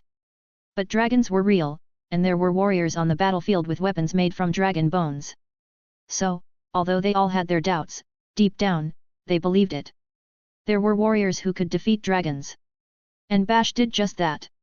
He was a legend. That's why it was exceptional. They knocked you out? They knocked out the great Mr. Bash. I could go into details, but it's a bit cold here. Right. I'd love for you to tell me in a warmer place, with some drinks if possible. Oh, I just came up with a great idea. I'm going to tell that story to all the demon women we come across. They are in trouble right now because of the dragon threat. If I tell them the story of how you killed one, they'll instantly fall in love with you. In that case, I'm fond of the idea of killing dragons. Wow, a new legend is emerging. They already had Sequence's permission. Demons were a race with strict hierarchical relationships. If ordered by a high-ranking noble demon, they would have to become wives of an orc or whatever it may be. Just as orcs were absolutely obedient to the orders of the orc king. But it was also true that Bash wanted to be sure. Sequence said he could have one of his daughters and the women from the attack force for himself, but it was possible that they had already been annihilated. In such a situation, at least one or two of the ugliest ones would be left behind, but that was not certain.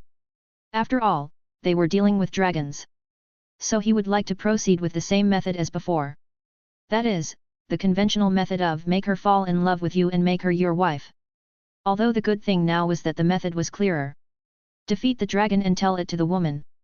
It was very easy to understand. If he couldn't even kill the dragon, it wasn't an exaggeration to say that he could also give up trying to court demon women. For Bash, they were a stronger enemy than the dragon. With that thought in mind, Bash found a hole. In the middle of the ice wall, there was a hole large enough for a person to pass through. It was an unnatural hole. There was no doubt that it was artificial. Over here.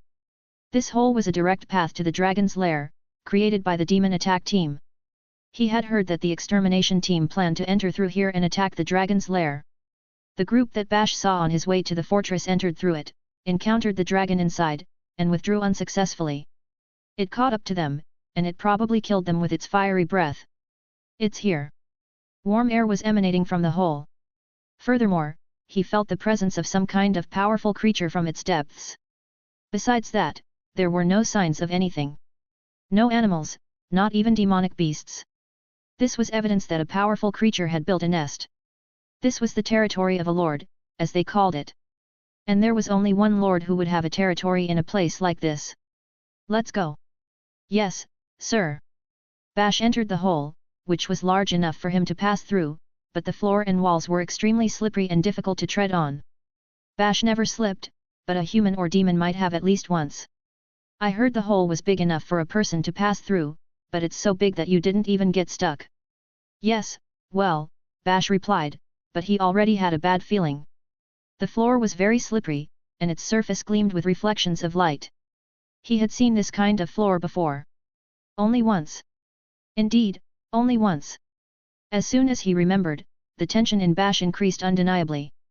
As he walked, he placed his hand on the sword he carried on his back.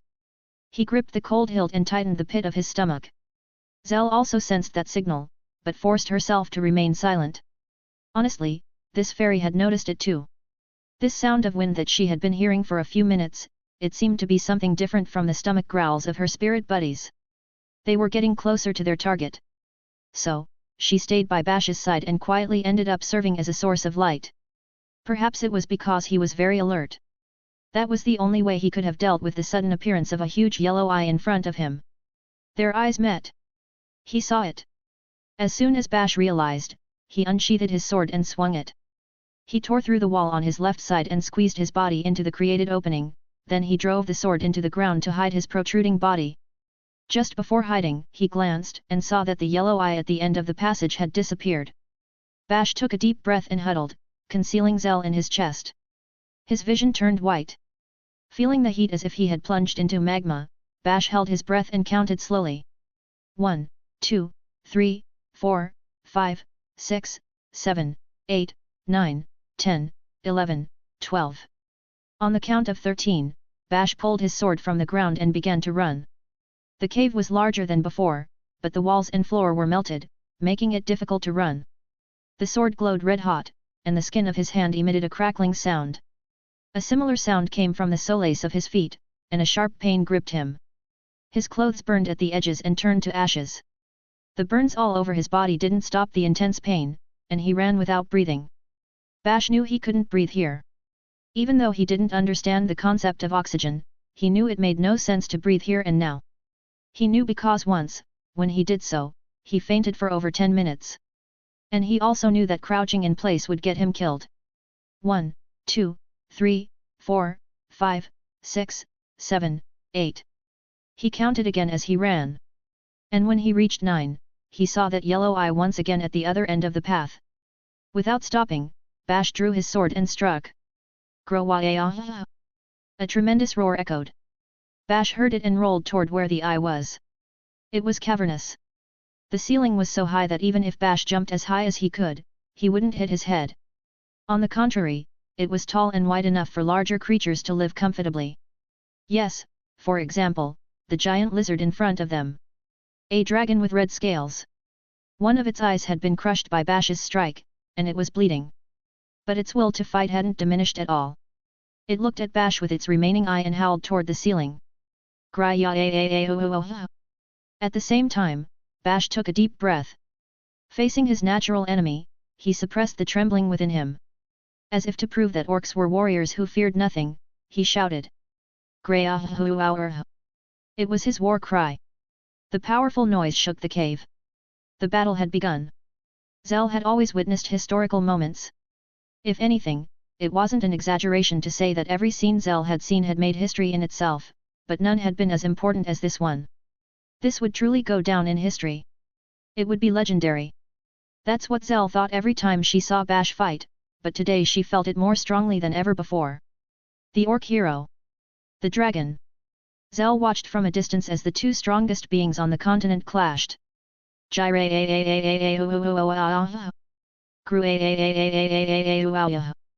In terms of the intensity of their roars, one could say the dragon had a slight advantage. However, the dragon seemed somewhat taken aback by the loud noise coming from the small creature in front of it. Zell assumed it was normal because until now, when it raised its voice, its enemies would do nothing but flee in terror. It had never expected someone to shout back at it. However, this didn't change the dragon's behavior. The little creature in front of it could scream louder, so what? It would turn to charcoal when the dragon breathed fire at it, and its body would be torn to shreds if it were clawed. The dragon could bite and tear him apart in an instant to satisfy its hunger. And it wouldn't be any different with this creature in front of it. That must have been what the dragon thought. That's why it immediately lunged from its low stance and delivered a sideways slash with its thick right claw at Bash. It did so without warning. Very carelessly. As if to say, this is how I always do it. But its speed was tremendous. As soon as the enormous body, which barely glanced at Bash, crouched down, it leaped forward like a cat. No one could imagine that such a massive body could move at such speed. Not even the most imaginative fairy. The moment the dragon moved, Zell let out an eek from the depths of her throat and could do nothing but freeze, unable to escape.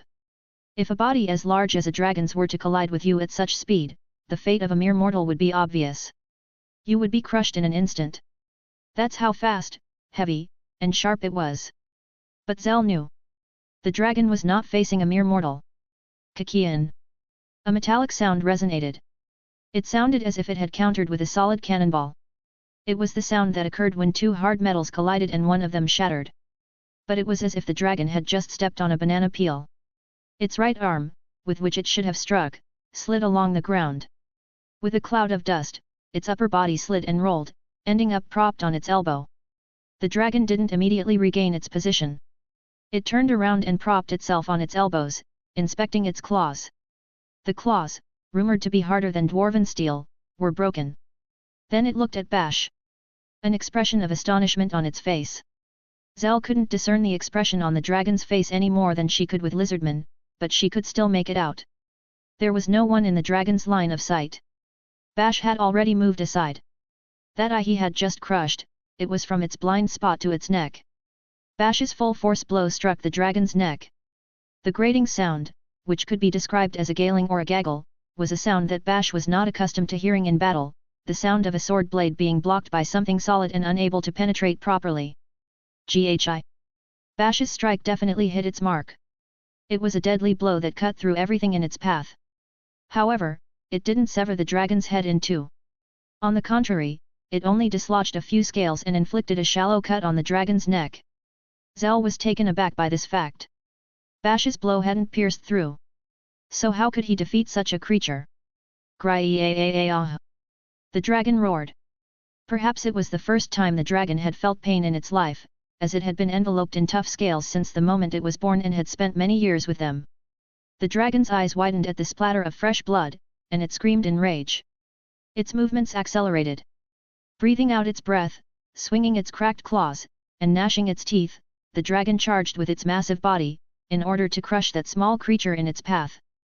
The movement of its giant body created wind, and a storm blew through the cave. Zell watched the battle, desperately clinging to a rock to avoid being blown away. The dragon was in what could be described as a half-frenzied fury. At first glance, it seemed like nothing more than chaos in the darkness, but Zell could see it. The dragon's movements were not reckless, it was aiming at Bash with great precision. Was it instinct, or was the dragon, despite appearing partially crazed, surprisingly calm? Bash, on the other hand, was simply composed. If a claw came flying at him, he countered the blow, if a breath came flying at him, he dodged it, if a fang came his way, he crushed it with his sword, if the enormous body came charging at him, he aimed for a joint and struck it with his sword. Every time he did so, the dragon's scales would scatter, injuring it and making it roar. There was an overwhelming difference. Dragons and orcs. As creatures, they were completely different, like comparing a rat and an elephant. Even Bash's strike, considered a monster among people, could only inflict a superficial wound on it. And surely a single blow from the dragon would kill Bash. Instinct told that people couldn't defeat dragons. But more than that, there was an overwhelming difference in technique. Bash was able to repel all of the dragon's attacks. He had received severe burns all over his body and had dodged every attack that would have killed him if he had been hit.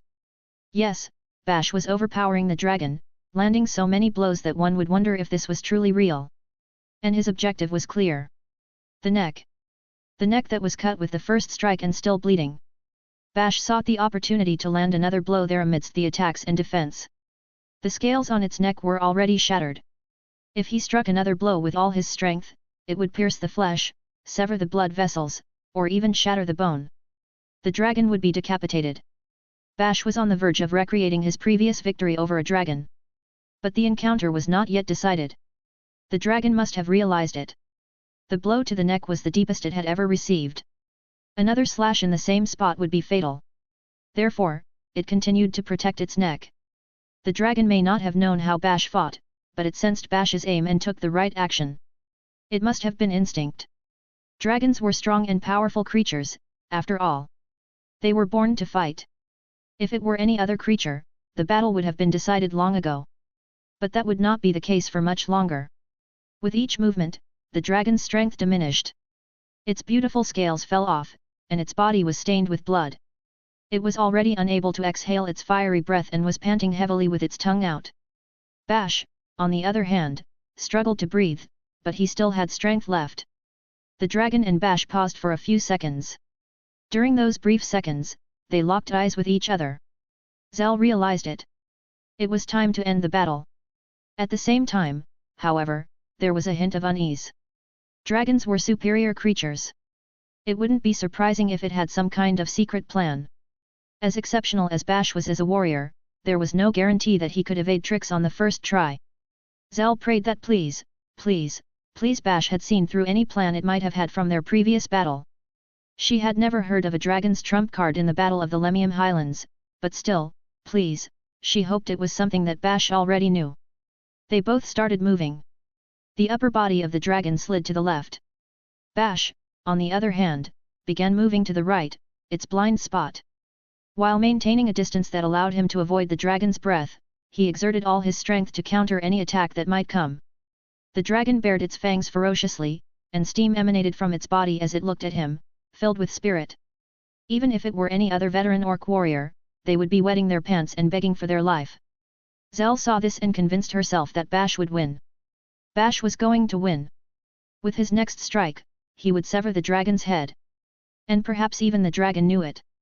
Therefore, it turned the upper part of its body and came to a complete halt. What? And so, with a resounding thud that shook the ground, it ran toward the back of the cave. It escaped? The dragon? The most powerful creature on the continent? Oh, so that's how it was. Dragons are living creatures too, aren't they? Bash shouted when he heard Zell's casual words.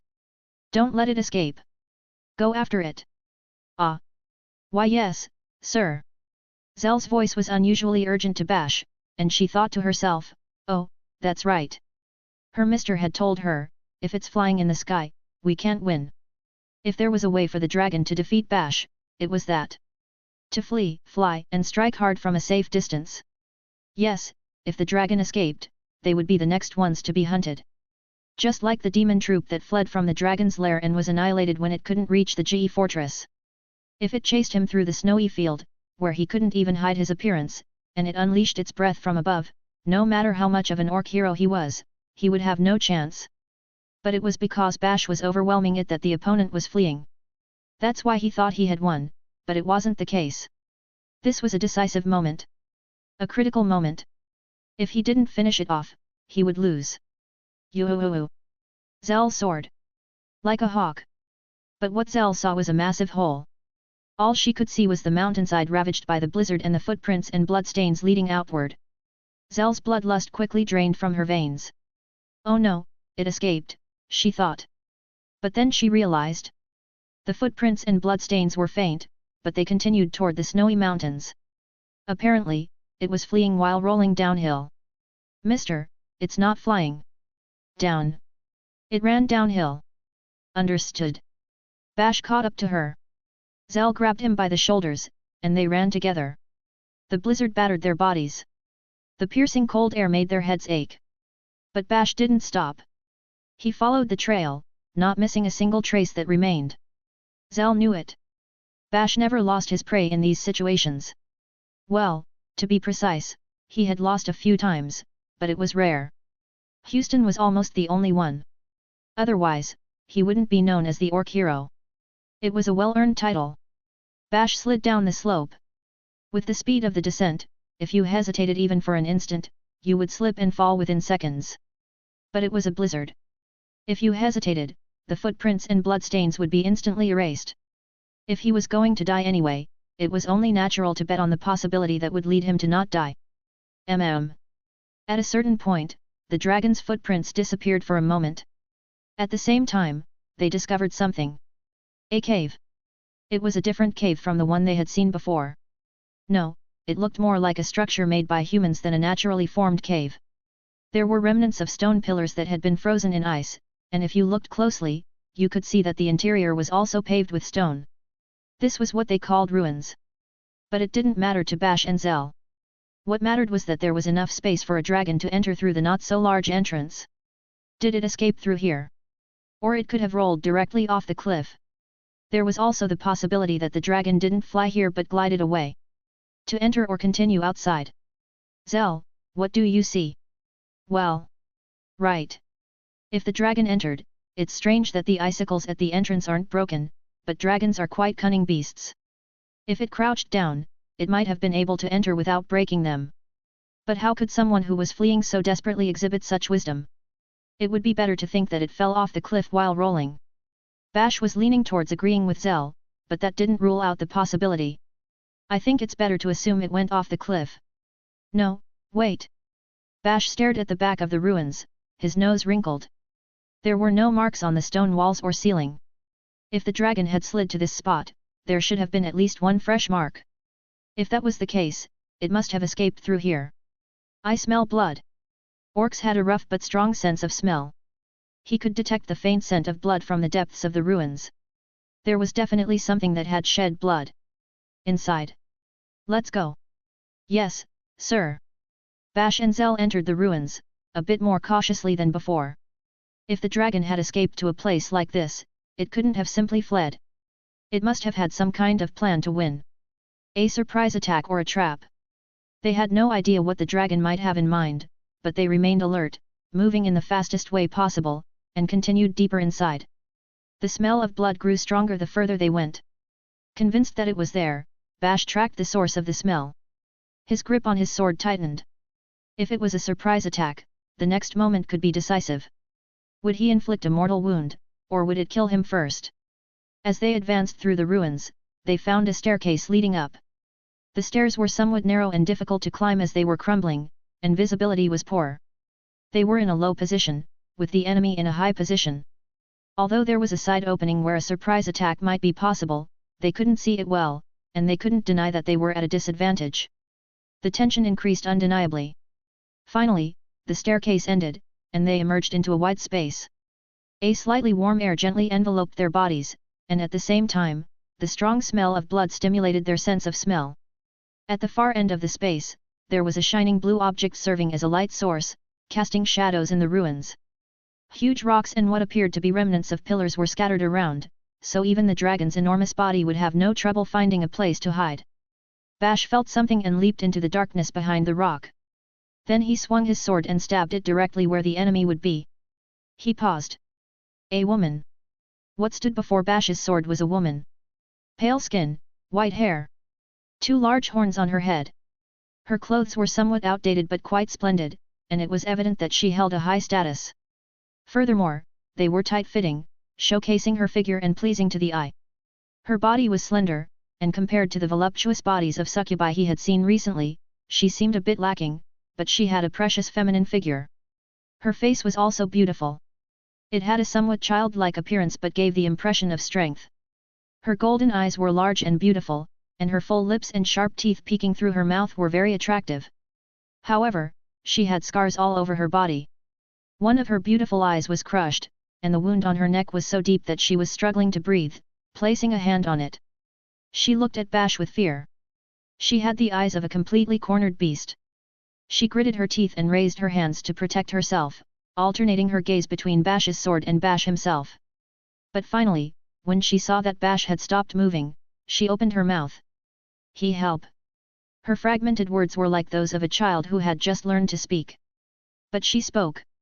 She looked at Bash with fear in her eyes, terrified. Help me. Please, don't kill me. Why was such a beautiful and marvelous woman in this place? Even Bash, a veteran warrior, couldn't help but be perplexed. Ah! But Zell was different. She saw the scars on her body and had a realization. She's a survivor from the extermination squad. Bash also had a hunch and realized that such a possibility existed. He had been so absorbed in defeating the dragon that he forgot his own purpose, which was uncharacteristic of a warrior. But if he thought about it, it had been that way throughout the entire war, so he couldn't do anything about it. Do you mean she fled from the dragon all the way here? No, mister, this way. Look closely. Zell pointed in a direction. There, Bash found a space that seemed vaguely familiar. The rocks were shattered, the walls and ceiling were charred, and there was blood splattered everywhere. Looking further inside, there were melted rocks and a hole big enough for 2 people to fit through. This was the hole Bash and the others had entered through. This place was connected. That seems to be the case. What a surprise! This was the place where Bash had just fought against the dragon. The ruins were connected to the dragon's lair. So the scent of blood from earlier. So you're saying it's a trace of the fight we just had? The dragon knew it, that's why it probably rubbed its body against the snow to diminish the scent of blood and led Bash and Zell to this place where the scent remained stronger. Bash didn't think a dragon could pull off such a trick, but some demonic beasts did. So it didn't surprise him. And the woman from the extermination squad was held captive by the dragon as an emergency ration or something of the sort. Or perhaps the dragon, knowing the people habit of trying to help their own kind in a pinch, kept the woman alive for a moment like this. It might have left the wounded woman in the nest to distract them when it escaped from its lair. This was a move that humans often made during wars. Dragons were said to be extremely intelligent. It was not surprising that they would do something like that. In any case. So it escaped, then. Well, it seems so. The dragon escaped. Bash's shoulders relaxed at this realization, and the tip of his sword fell to the ground. Frisk up, dragon waifu, dragon waifu. The woman found in the dragon's lair looked at Bash and Zell with suspicion, her body trembling and shaking. Poor thing, she's completely terrified. That seems to be the case. It happened all the time on the battlefield. It was especially common among new recruits who had been lucky enough to survive a fierce battle. Amidst the screams, blood, and chaos, the guy to your right suddenly died engulfed in flames, the one to your left with an arrow piercing his eye socket, the one in front split in half, and the one behind was already gone by the time you realized it. You no longer knew what was happening. You ran and hid, trembling and praying not to be found, but you were so terrified that you couldn't move an inch. Even brave and insensitive orcs sometimes experienced that. Of course, if something like that happened to an orc, they would be laughed at for being cowardly. Bash didn't have that experience. But one of his fellow warriors did. He had seen a warrior cry and scream that he didn't want to fight anymore. At first, Bash, along with the others who were with him, felt indignant, saying, "What a cowardly thing for an orc warrior." But Bash had lived long enough on the battlefield. So he learned a few things along the way. They returned to the battlefield. They were not the kind of people who were allowed to leave the fight just because they had cried themselves to sleep, but they chose to fight the enemy again, instead of being executed deep in the village. And on the battlefield they returned to, they fought bravely and died. Not to die trembling and begging for their lives, but to die fighting bravely. Therefore, Bash had no intention of laughing or ridiculing the demon woman before him. After a while, this woman would return to her former self and fight bravely again. All the orcs who had fought in the past knew this. That's why, even if they laughed at a frightened guy and considered them cowardly, they didn't kill them on the spot for being a disgrace to the orcs. It happened all the time. Really. And the opponent was a dragon. It would be more unusual if this didn't happen.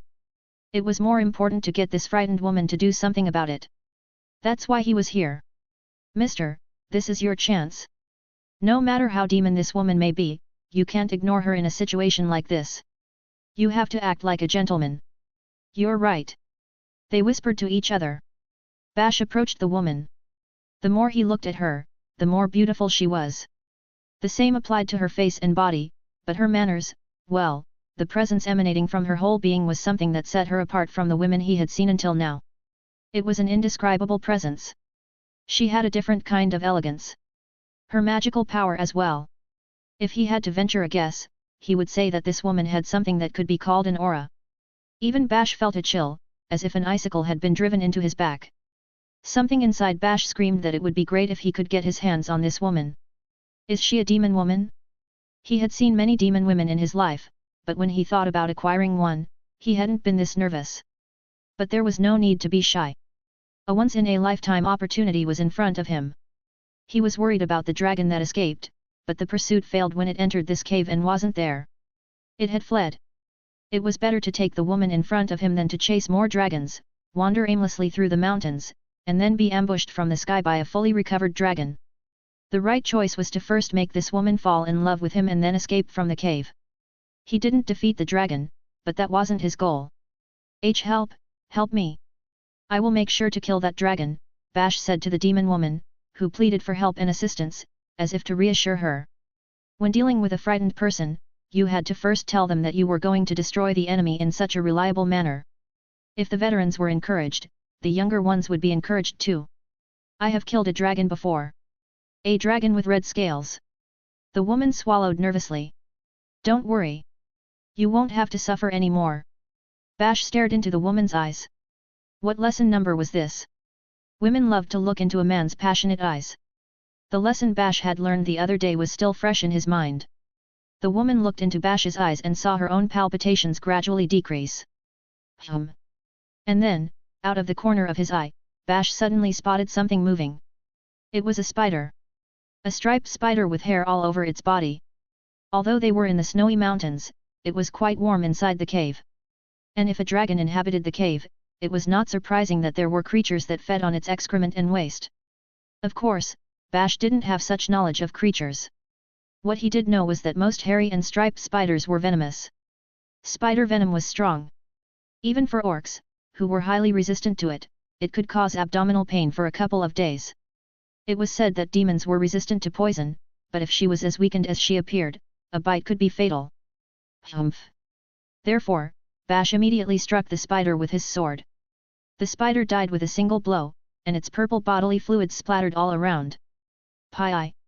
He heard some kind of strange sound, but now he felt that it was safe.